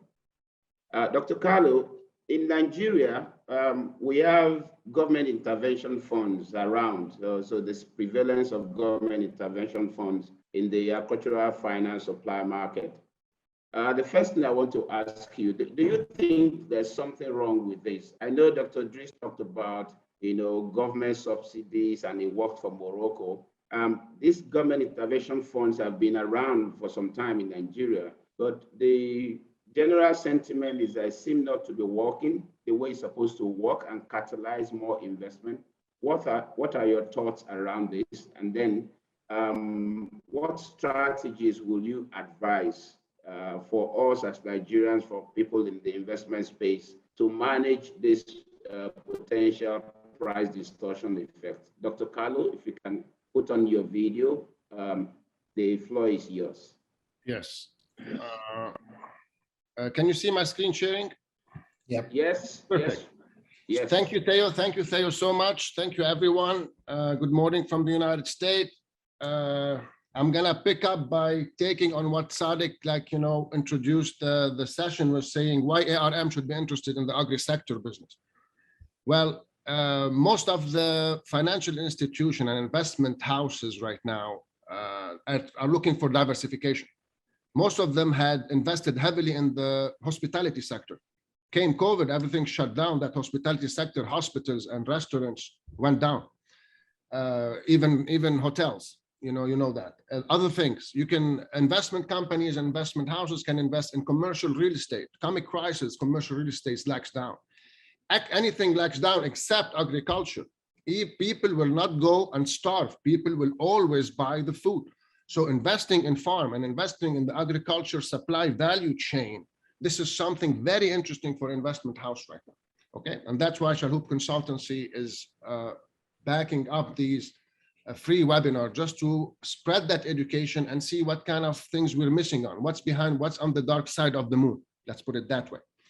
Now, I prepared a small presentation. Some of it came in, just put in the slides today, according to what I've been hearing. And I think it will give you a good perspective about what's happening in Nigeria and what I've heard about what are the supply value chain in agriculture. We're going to explain this, and we're going to see that not only like what Ambassador Art said is great, what Michael said is phenomenal, but my part is if there is no money, there is no finance, all of that will remain on papers. So our part over here is to talk about finance, how we can drag finance, and what are we looking at.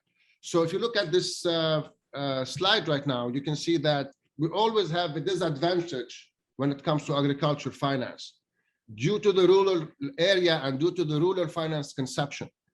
Development stages and the financing need, this is very important to be able to have a platform for any agribusiness. We need to know all the development stages when it comes to the financing needs in land. And I had a couple of questions today, people asking about land financing, financing in equipment, and financing in input. These has to be in a way segregated in a certain level that each part has to be independent. We can have an investment for each side and each part, or we can have a global investment for all of that. On the other side, we can look at the producer, the emerging producer, and the commercial producer. Keep in mind that we're not only producing, we are also importing some food outside. So the matrix need to take into consideration all these variables and data. If we go to the third slide and the perspective agriculture development, what are we looking for? What are the investment institution trying and the capability they can engage in and give? And what is the value chain maturity? Now I'm going to take you to this picture who will explain to you what are the value chain in agriculture. We have 5 major columns, and each column is a value chain by itself. Now, each value chain has a subcategory in it. We didn't take up the first category of value chain. We can add value on the input supply. As Dr. Davidson was saying, we have hybrid seeds. We have seeds that will not get affected by the environment factors.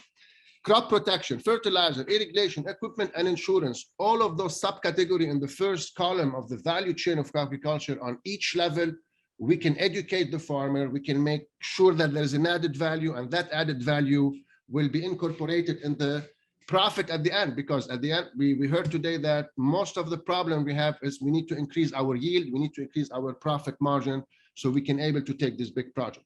Now, I'm not going to go in details on each level because we're running out of time. Michael didn't leave time for anyone.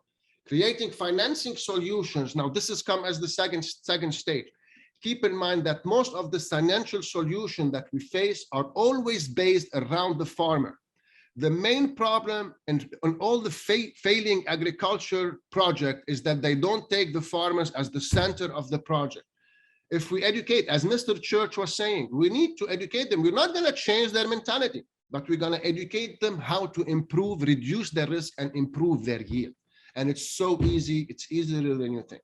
Once that farmer has a knowledge of finance, a basic knowledge of finance, now he can go to a bank, put in his balance sheet, and have a better chances of getting that loan he needs. But if he has no idea what he's doing, no bank will give him anything. Now, other things we need to talk about when we come to agri-investment is the virtual integration of the system. Again, don't have much time, but from the input supply to the production, to the processing, to the distribution, we have a finance and a virtual integration right now. And technology is playing a big role in that. I'm going to come to the end and give a couple of examples. Now, on the agriculture chain finance design, we go through every phase and we design the right financing tool for that phase, with the projection and forecasting of numbers. Again, most of the projects that we do in agriculture, and I heard a couple of questions saying, but these people have been doing this for a long time. Yes, these people have been doing this for a long time, but technology was not there for a long time. Technology is new. Right now, when we make a project, when we make a controlled environment agriculture structure, a shell structure where we grow inside of a warehouse, I can tell you exactly that I will have this amount of crop yielding, I'll have this amount of waste, I'll have this amount of water needed, I'll have this amount of electricity needed.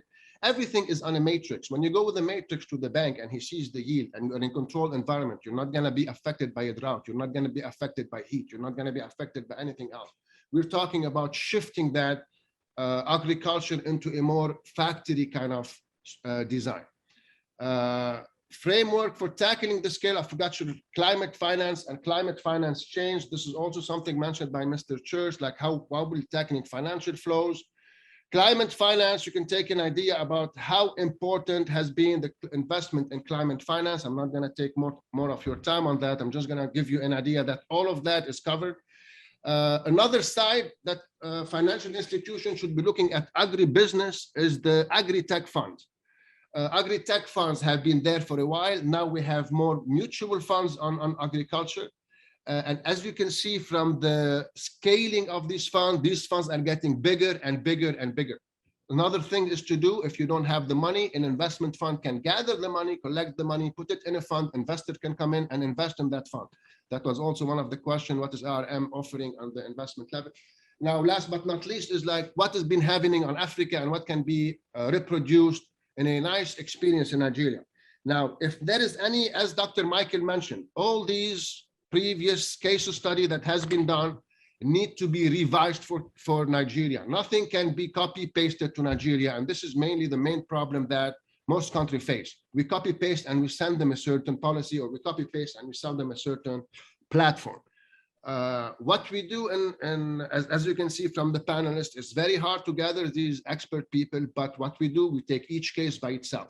Now, if we look at what Farm Drive did in Kenya, Farm Drive, simple idea, just make sure to improve the creditworthiness of the farmers by tracking their expenses, by tracking where they spend their money. They have now a credit worthiness or a credit score. This is something that we have in the United States. You have a credit score. So that credit score kind of give an idea, even if that farmer has no financial literacy, like to say, it will give idea to the bank that this guy is financially kind of responsible, okay? And that will increase his opportunity of acquiring a loan. Other things happened in Mali where we can have the people helping with the seeds at the stage 1 or at the stage 2. These are all successful ideas, successful platforms on the ground. Some of them can be reproduced in Nigeria.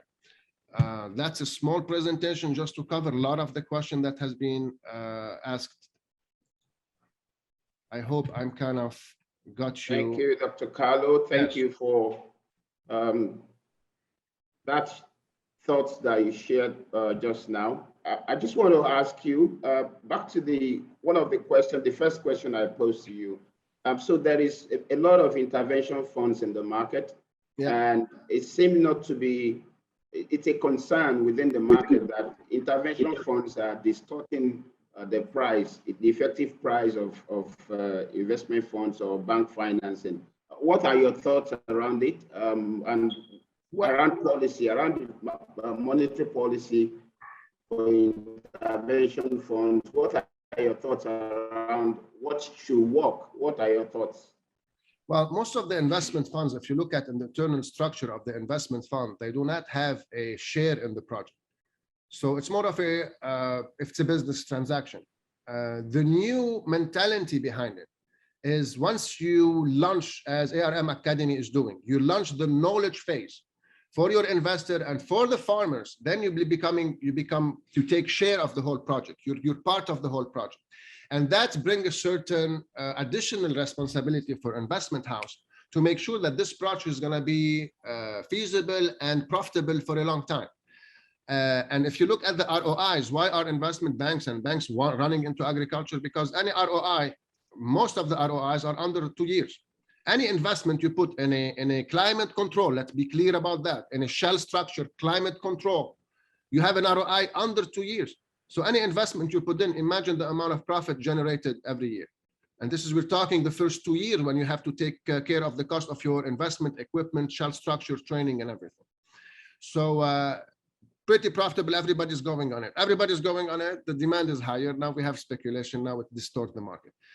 But if we go back to the basic and the most important thing for the investors is to understand the internal structure of these funds. Once you understand the internal structure of this fund, and if the investment fund himself or the investment house has acquired the land and is investing part of their capital into it, I think that's the biggest value to add to the investor, to trust that this is the fund going to be there for a while. I hope I answered your question. Thank you very much, Dr. Carlo, and thank you to all my panelists. We are out of time. What I'm going to do right now is to go back to each panelist and ask whatever you want to emphasize. I will go back to Dr. Davidson. Dr. Davidson, if you can just put on your camera and then your closing remarks and one parting word for the participants in this webinar today. It was very hard to understand your question. I'm going to assume you're asking for a very short summary of a couple of important points. Yeah, I wanted to just, your closing remarks, very short, because we're out of time. Yeah, my closing remark is really simple, in that there's no shortcuts, which doesn't mean that we don't have to adopt everything at one time. We can do one step at a time and get significant results. And I think that is an important message to smallholder growers in Nigeria. If we just do something like introduce some mycorrhiza, very inexpensive, regenerate soil health and increase profit, increase yields as a first step, I think we can do that. Let's do one step at a time. And finally, I do think that at least one, if not two or three different locations for centers of excellence. I do want to point out that all my manufacturers supply equipment at no cost. So if we have a quarter of a hectare, we can put a greenhouse in there at no cost. We can put in drip, everything at no cost. I've done that everywhere I've worked, and my manufacturers are really good at collaborating. So I would love to get a chance to get to Nigeria and do the training myself. And I hope that happens. And again, I appreciate the opportunity to speak, and I've really enjoyed the conversation. Thank you very much, Dr. Davidson. Ambassador Lenk, your closing remarks, just put on your video and your closing remarks. Thank you. Well, thank you, Theo, and thank you to ARM and to Carlo for putting this event together. It was very meaningful, I think, and I think that there's an optimistic note to end with, that nobody needs to invent the wheel. Now, obviously, the solution needs to be very specific to the very area of Nigeria we're talking about. But we're not saying that there needs to be new solutions, whether it's for financing, or for water management, or for picking the right crop, or for marketing them. It's all been done. It's all been done.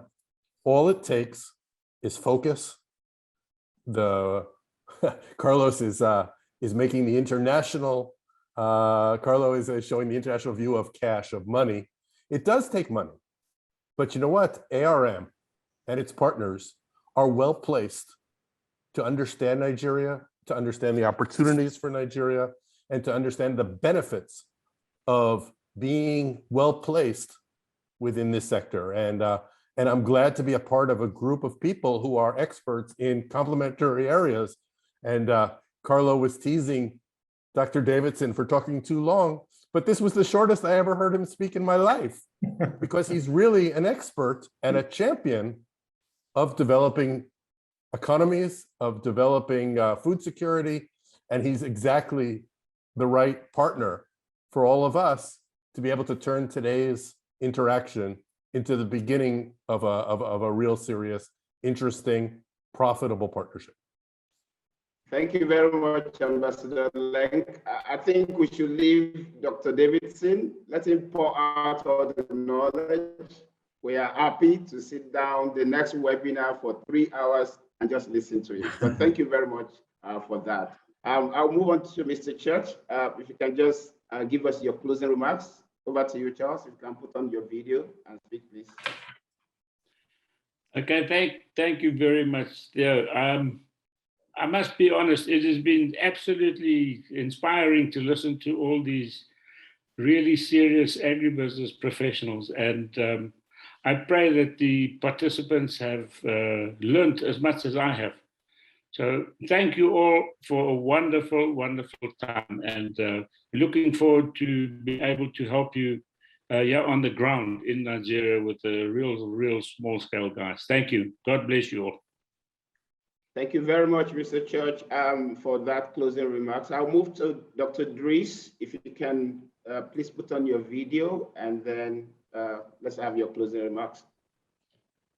Yeah, thanks everyone. Thanks for the invitation. Look, I believe, or I started believing in Nigeria, let's say since maybe 2014, when I made the move back to the continent after like 14, 15 years in the US. And Nigeria was one of the biggest kind of, let's say, biggest markets I worked on when I worked for 2 big input companies.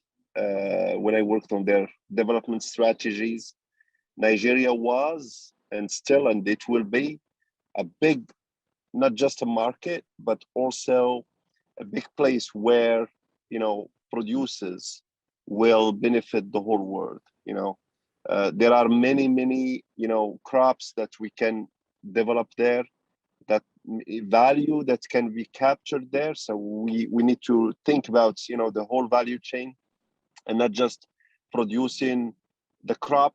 I think we have to go step further, because we need to learn from what other countries are doing. You know, they focus on the crop production when we need to focus on the value, you know, addition. And I think Nigeria is big by its people, by its land, by its water, and the will that we are seeing now from the political and from the policy side. I think everything is coming to really good, you know, place where value will be really grand, will be big. Thank you again for the invitation, and we would be happy to, you know, see us working with you and with different, you know, companies in Nigeria to really put some of whatever did in the past in other places to see it happening in Nigeria. Thank you again. Thank you very much, Dr. Dries. I'll move to Dr. Moana. Your closing remarks. If you could just put on your video and your closing remarks. Dr. Moana, please. So I would like to thank you and ARM for basically inviting us. Every time I get to have the opportunity to listen to Dr. Michael and Dr. Carlo, I'm inspired, and it has been a joy to just learn from the other speakers on the panel today. So I thank you for that opportunity. And reading up a little bit about this, I saw some of the challenges that have been put out in the literature that some of the researchers see face Nigerian agriculture. Those are like vulnerability to climate shocks, weak agricultural services, and access to financing. And I think it's inspiring just to see how these solutions can come together to form a sustainable roadmap to move forward. With Nigeria's growing population, Nigeria is going to be in a position to be a world leader just because of your population alone.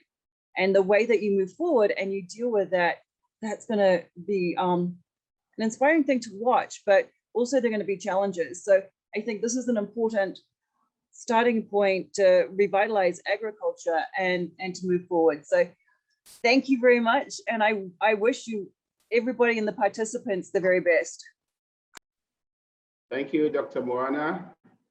Dr. Carlo, you have the floor. And I want you to speak, so your closing remarks, Dr. Carlo, and I want you to speak to what participants you look forward to. So this is an interesting webinar, but what should we look forward to so that it doesn't just become a talk show and we can take that to action? Over to you, Dr. Carlo.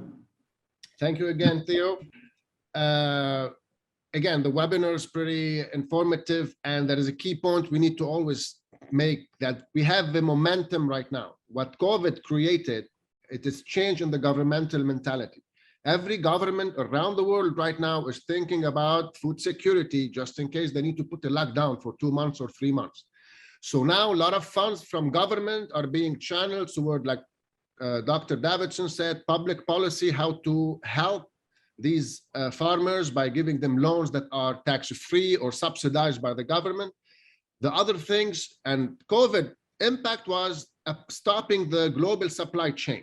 Okay, now global supply chain can be stopped by something like COVID, but it can also be stopped by a green given ship. If you remember the green given ship that blocked the Suez Canal for a couple of weeks, that made a hold on the supply chains for the world. So government do not want to deal with that risk anymore. That's why the supply chain in agriculture is becoming a top priority for everyone in every country.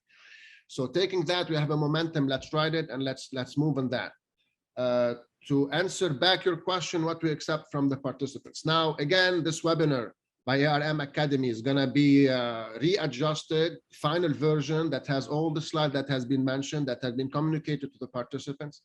The participant interested, again, ARM Academy is developing agri-funds that going to be interested for their investor. ARM is developing the fund. ARM Academy is developing a couple of training programs.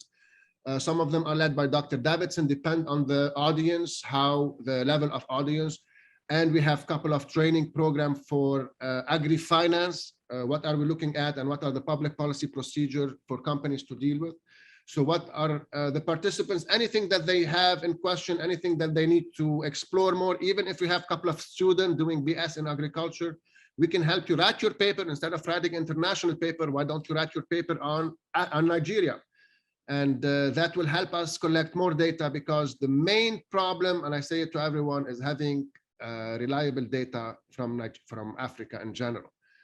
It's a problem we've been facing for the past 10 years since we had our consultancy firm. Most of the time, we need to collect it personally to make sure it's reliable and it's giving us the right image of the thing. So for the participants, please don't hesitate. Send your emails, send your question. This is different. You will get your answers back. As you would see today, it was lively being answered, and I haven't seen that in any webinar. None of the webinars I attended over the past 10 years, and I can guarantee you that they had someone answering directly the question, especially from the panelists like we did today. The panelist level was awesome. The management of ARM to the event was great. I wish you all the best, and thank you so much again. Wish you all a great day. Thank you, Dr. Carlo. Thank you, everyone. Thank you to all my panelists. You've all done well. Thank you for sharing from your deep experiences. We look forward to the next steps on the opportunities that have come out of today's webinar. Ethan, I'll go back to you. You have the floor now. Thank you very much. Back to you, Ethan. Thank you very much, Theo. That was a very insightful and fantastic session. I think all the panelists contributed something very strong. And like Dr. Carlos said, if you look at the questions, we're going to skip straight through to closing remarks, because over 90% of the questions that were asked were answered live. If your question was put in the Q&A section and it hasn't been answered, rest assured that it will be answered and will be sent back to all of you along with the video for this session, so not to worry. I'd like to bring up, call up the Director for Agribusiness and ARM, also the MD, the Managing Director for ARM Academy, who has taken the time to put this opportunity together, Uche Azulike, to give us the closing remark. Uche, thank you very much. Thank you very much, Ethan. It indeed has been a very, very fruitful 2.5 hours. And I just want to say a big thank you to all our speakers, our keynote speakers. Dr. Davidson, that was a lot of knowledge packed into that presentation. And I look forward to partnering with you to do this many more times as we engage further. Ambassador Lang, thank you so much for spending time with us today. Again, it's the beginning of a good partnership that we hope that will be a lot fruitful for both parties. Our partners, Chalo, Dr. Carlo, we've done a lot together. And again, I want to thank you for partnering with us to put this together. It's been a long journey here, but I am happy with how we ended here today. Thank you so much, Dr. Kalu and Dr. Moana. Thank you, Mr. Charles Church. Thank you so much. It was nice to have you here with us. Dr. Dries Anane, thank you. I just want to say a big thank you to everyone and to all our participants. I'm sure that you have gained a lot spending this 2.5 hours with us. Like Dr. Carlos said, we would get back to you, get in touch with you. We'll put all of this together and send to you, and then begin to engage you for further relationship. Indeed, it's been a very good afternoon for us. To all our ARM partners, thank you so much to my colleagues as well. I don't want to keep us here for too long, but I know that we will be doing this in the months to come, again and again, several times. And this is the beginning for us, because for us at ARM, it's all about impact. It's all about impact. And we have all sat down here today and we agree that you cannot build a nation without your agriculture being in the forefront, and everything that we do with regards to financing, technology, and all of that is all of the things that will come together to make for that, robust agri ecosystem that we are looking to build in Nigeria. Once again, I say a big thank you to everyone and have a very good afternoon. Thank you, everyone. And that was perfect. Thank you so much, Uche. Thank you to the Academy. Thank you to Shalom Consultancy for putting this together. Thank you to our able participants. Without you, this would have not been as interesting as it was today with the active chat. I've never seen this much conversation before. Thank you all so much. We will see you in the next one. God bless you all. Stay safe. Continue to wash your hands. Take care, everyone. Have a good afternoon and the rest. Enjoy your weekend.